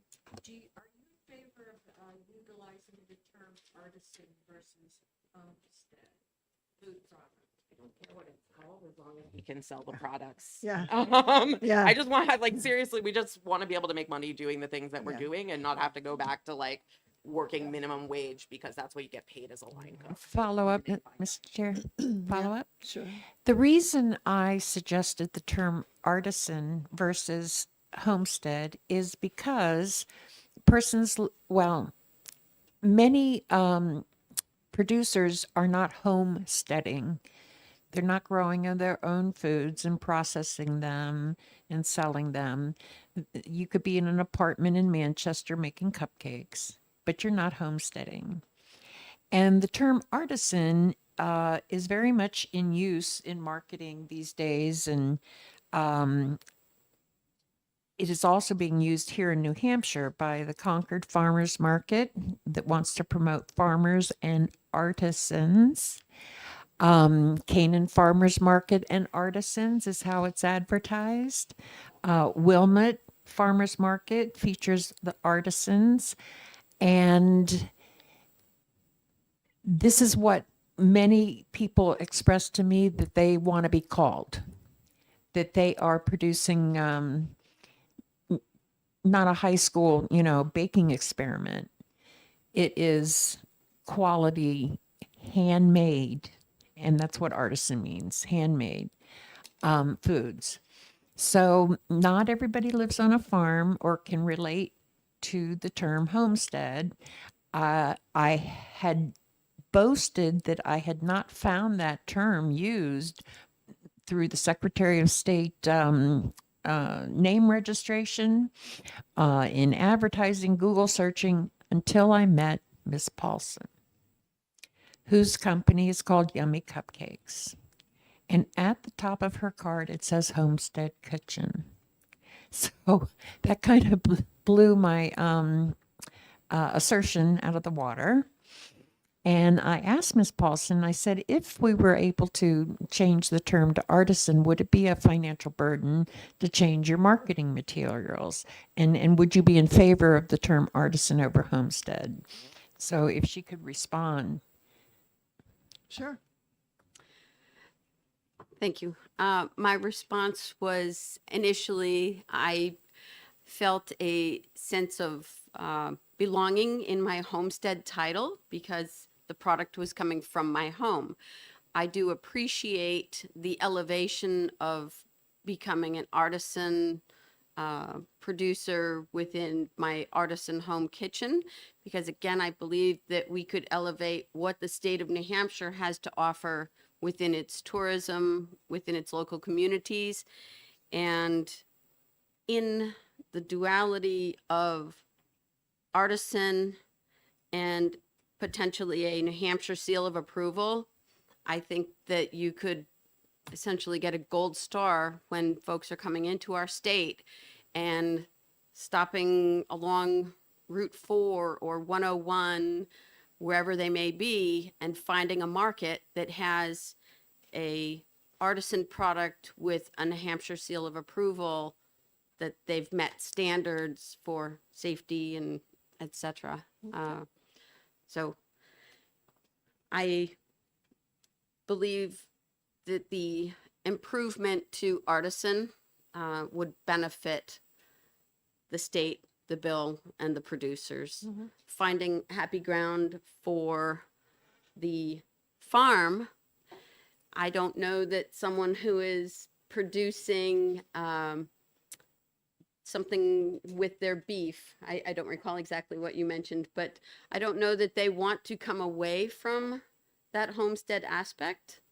And I think that would be a question of how many farmers exist within what we are currently considering that homestead. But in terms of the products, the pies, the hummus, the cupcakes, I would approve and appreciate being elevated to artisan. Interesting. Okay. Ms. Smith? I would advocate not moving away from artisan just because I feel like there's already so much confusion around home foods as changing the terminology just might add to the confusion. Plus, I don't think it could limit. I mean, you could be a small producer in a shop and make an artisan food. It wouldn't necessarily limit you to being a home food producer with that terminology, and whereby, generally most states refer to it as a homestead or cottage foods. Artisan, I think it might create confusion as to that it's meant to be in a home kitchen setting. That's just my, just in hearing the challenges that we've had around homestead regulations, is I think it might just create confusion. While I think it's very well intentioned, and I understand the need for an elevation in terminology, I would just caution about changing the terminology with what people have been familiar with for many, many years. You may. Thank you, Madam Chair. It is a 50-50 split for me because I would like to accommodate our farmers within that and the homestead elevate to an artisan or leave me at homestead and give me a New Hampshire seal of approval, something that we can bring forward to just bolster the system, bolster what the products that can be offered. If we can get those pies out there and give us more freedom, loosen what the law currently has, but find potentially a course, whether it's an online CBT, which is dreaded, my career as well. I'm familiar, but it is an easy access way to have a bit more oversight if we're loosening, opening the door to more freedom. Okay. All right. Thank you, Mr. Williams. Just wanted to add something a little bit, the example I mentioned earlier where I can produce TCS food safely with a $2,000 refrigerator in my home kitchen as opposed to spending $100,000 building a commercial kitchen. I think that speaks to the economic mobility my wife mentioned. Right now, we can buy a $2,000 refrigerator, but I don't have $100,000 to spend on that kitchen. I either have to go into significant debt in order to do that, which I'd have to use our property to secure. And I can speak about debt destroying small businesses. I've watched it happen many times. But the point is, I want that commercial kitchen because it's going to be more efficient and work better. A purpose-designed commercial kitchen is much easier to work in producing commercial quantities of food than a home kitchen that's been adapted. For sure, I want to build that kitchen. If the law allows me to make TCS foods in that home kitchen with the commercial equipment added, then I have a stepping stone to that. I can use that to raise that $100,000 and buy that new kitchen for cash instead of going into debt. So my business becomes more viable, so that we have one more small business in New Hampshire where 98 cents on every dollar someone spends stays in New Hampshire. So there's like an enormous incentive to allow this. And I definitely understand wanting to control the way it's done so that it's safe and it's not willy-nilly. But, perhaps we don't mess with our homestead regulations. So we create a new category of artisan foods and add it on.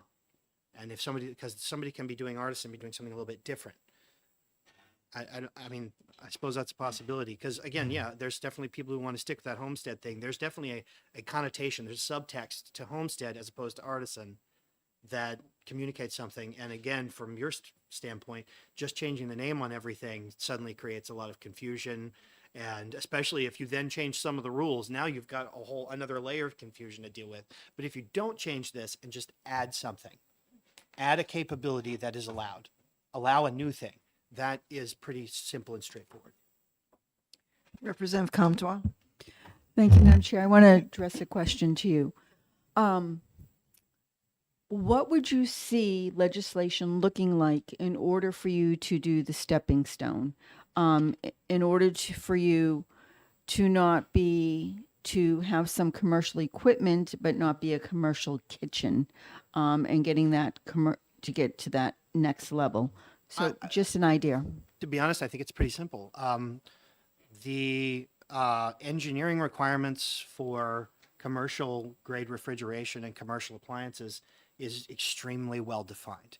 It's not, if you go to, say, restaurantsupply.com or Webstaurant and you search for commercial equipment, that if it says commercial on that website, it meets the standard. That is extremely well enforced. It is extremely organized. Everyone understands it that needs to. And then there are also there are already requirements built into the code for how commercial equipment is powered. It has to be on its own circuit. It has to have this type of breaker. It has to be GFI. All that stuff already exists. It's not that hard to do. So you would just, first off, there is language that prohibits the use of commercial equipment in home kitchens. Just get rid of it. Just get rid of it and then apply. When people do put commercial equipment in, you just apply the same requirements for that equipment that you would in a commercial kitchen. It's not that complicated. Wiring is wiring. Breakers are breakers. I'd say that, like, I don't necessarily think there's that much to gain by requiring air gapped plumbing and hand washing stations and all, like some of the stuff that is required for a commercial kitchen, stainless steel work surfaces, that stuff is really expensive. Stainless steel work surfaces only stay sanitary if you sanitize them properly anyway. So I think some of the requirements, there are some requirements that are more important than others, I guess is what I'm saying, for food safety. And refrigeration is like number one. Like that is the most important safety equipment in any kitchen. Yeah, well, and training, which for us isn't an issue, but like if you have employees, making sure that there is some sort of food handler certification, which already exists, that is, I think, pretty reasonable. So what prevents you from becoming a commercial kitchen? Hold on. No. I'm not asking why you're not I'm not talking about dollars. I'm talking about, as you add commercial equipment, what then disqualifies you from being the commercial kitchen when you've already upped your standards? So I'm playing devil's advocate here. So you've upped your standards, you've increased your capacity to make foods because you've added commercial equipment, etc. How do you differentiate you being a homestead versus a commercial from everybody else? So I'm just talking about, when do you get to be the commercial kitchen? What is the requirement? When do you step over that line? I mean, because we've eliminated the dollar amount on what you can sell from your home. So basically what I'm saying is, if you had all the commercial equipment in your home, then technically you would be a commercial kitchen without any dollar limit. So I'm just trying to find out how we differentiate. And I'm not advocating one way or the other. I'm just asking. I actually, I think there's two answers to this. One, if we're building a kitchen from scratch, there's a long list of requirements that, what kind of materials are on your walls, what kind of insulation you can use, what kind of, How many candles of lighting you have in your storage there's a lot of details that go into that are way above and beyond what you can even do in a home kitchen. So I think, for one, it's going to be really easy to differentiate from, if you're an inspector, between someone's home kitchen that has commercial equipment and an actual, like, ground up commercial kitchen. The other thing is that, why do we need to have a distinction between my kitchen and a commercial kitchen? If the food is safe, what is the point of having a distinction?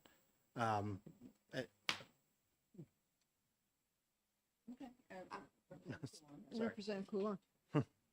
Yeah, just a side note that, we're hearing about their particular situation, but if we do allow the homestead food, situation to grow, we're going to be actually growing the commercial kitchen business as well, because if someone's on a small scale and they're starting to have success at a farmer's market and then they pick up another one, they're not just gonna try and make more and more food from their kitchen. Eventually they're gonna want to go out. So if they're saying there's, $100,000 entry fee into that business, other people that already operate commercial kitchens are gonna want to open another one, or other people are a smart person is gonna say, why do I want to get into the food business when I could get into the commercial kitchen business, like,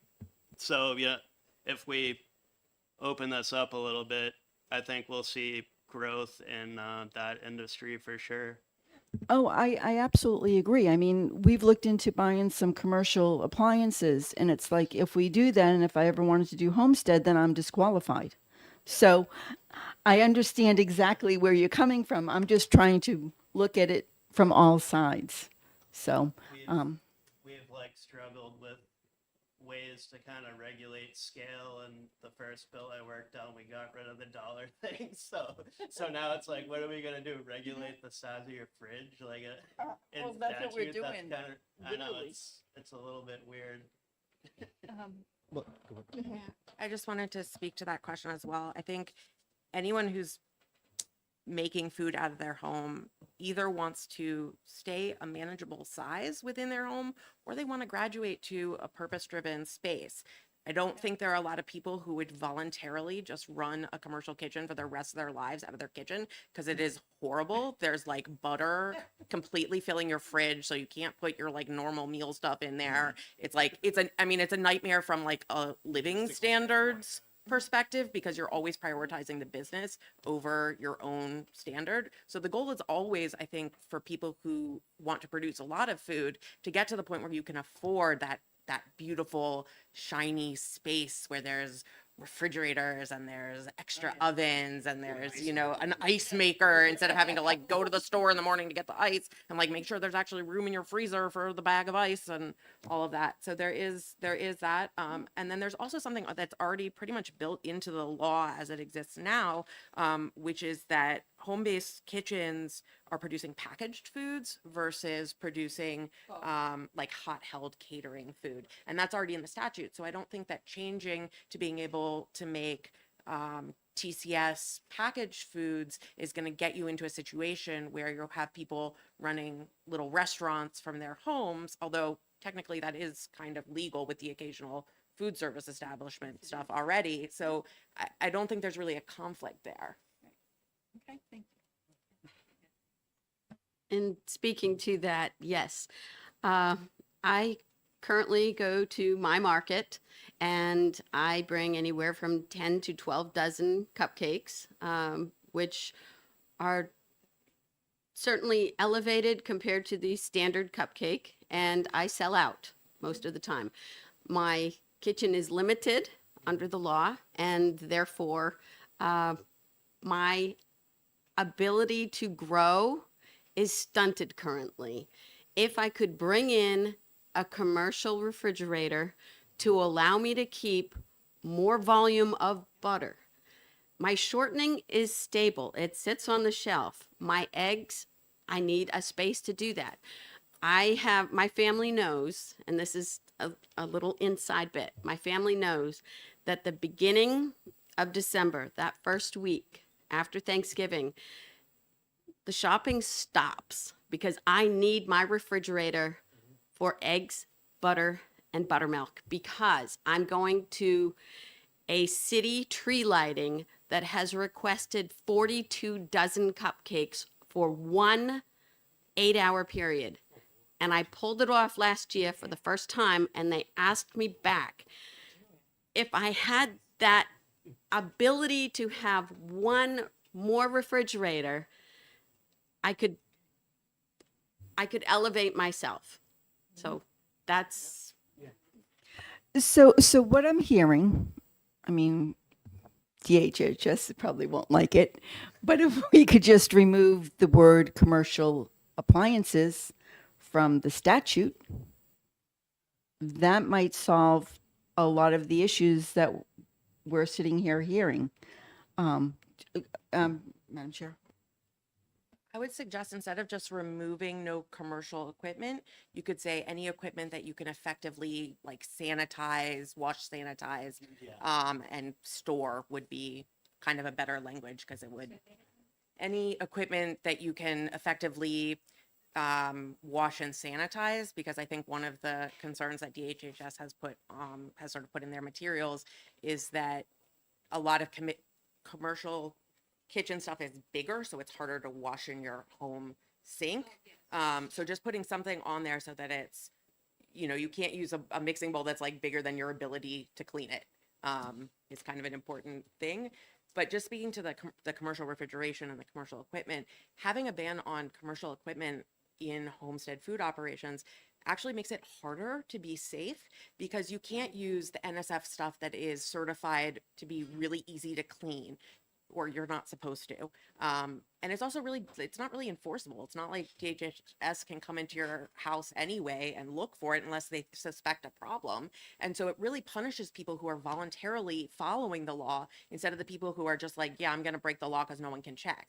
So why even have it in there if it's going to punish the people who you want to have making food because they want to do it safely? I really like this. Yeah. Would you like to? I really, so I think where we're maybe going a little bit off track is that commercial equipment isn't required. And I think it also speaks to when people bring in like an industrial sized mixer, that leads to the other problems. And also people are bound by space. Not everyone has space to have a walk-in cooler in their house. It's not that we're banning commercial equipment. It's that commercial equipment isn't required. But it says on your website that it is banned. Yeah, it's Technically prohibits it. It does not say. And I think when we're not, I think we're looking at where it's the equipment. So again, it's going to your Hobart mixers, these large industrial sized mixers or steam kettles. Like it's not standard home equipment. So I don't want to create confusion by saying we're opposed to someone adding a piece of equipment like a refrigerator that's going to allow them to produce food safety. So we are Safe- allowed to do that? Because it says on your website that you can't use commercial equipment. So that's Commercial- what we've all been operating It- under the and idea of. That is absolutely true, because we've thought about getting a commercial refrigerator, and it's just, you can't if you want to do homestead. So I think it's becoming to the point where the homestead food operation was designed to, it had like inherent and limitations to, you weren't supposed to have a commercial operation in your house because people are limited in size, and the idea was you don't want them going into garage spaces or basement spaces to add capacity and equipment. So if we can, certainly have discussions offline if there's something, we're not in the habit of making a situation unsafe just because of crafting out language, but I think where we're going down the road is it's the installing commercial equipment could lead to other problems. And also we're looking at the inherent footprint of what a home kitchen is designed to do.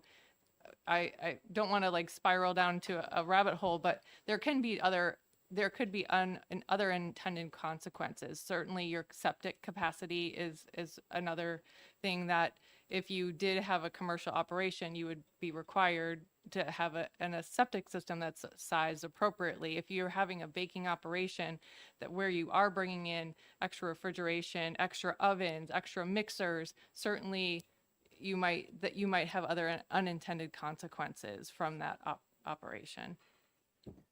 Okay, one more comment, and I think, we've already run over our time, and I don't want to keep everybody here all afternoon. Possibly, we may have another meeting to discuss possibilities for a bill for next year or something. So I'd just like to kind of let Addie speak and then kind of wrap it up, if that's okay with everyone.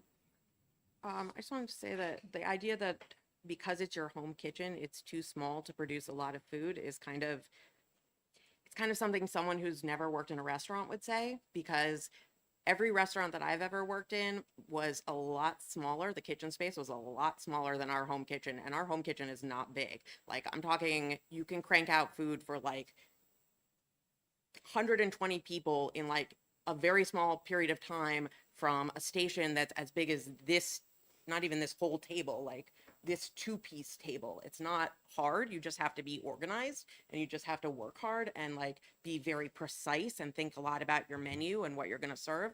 So the idea that there's some inherent cap on what you can do in a home kitchen is kind of, it's not really true. And so it's not really part of what the law even says now, because there isn't a cap on it. It's like you can do what you can do in your home kitchen. So if you're good at it, you should be able to produce quite a bit of food, and there's no reason not to if you're doing it safely. As far as we're concerned, the two main considerations are the fact that it's very clear that commercial equipment is prohibited. If we could clear that up, that would be great. And also being able to produce at least some TCS foods out of a homestead kitchen. And if there are extra requirements on, that kitchen, on training, all that stuff is totally reasonable. But just being able to have the option, again, going back to what the market is looking for, some people are interested in whole raw ingredients. Far more people, overwhelmingly more people, are looking for prepared foods. And in order to have a viable food-based business, we are very limited in our ability to do that if we cannot sell them prepared foods at some level. Okay. All right. Well, I want to thank everybody for taking the time to come and have these discussions. Very important to hear, what the needs and desires are versus, what our current statutes require or make appropriation for. And I think we need to, continue having these kinds of discussions to really solve some of the issues that our food producers have been experiencing. And so again, I want to thank everybody for taking the time to come as we, sort of work through some of these issues and try and come up with some solutions for the people of New Hampshire and our small businesses and our homesteaders, our artisans, whatever we want to call ourselves. So thank you very much. And I will let everybody know when we may have another meeting for this. But thank you again for your time.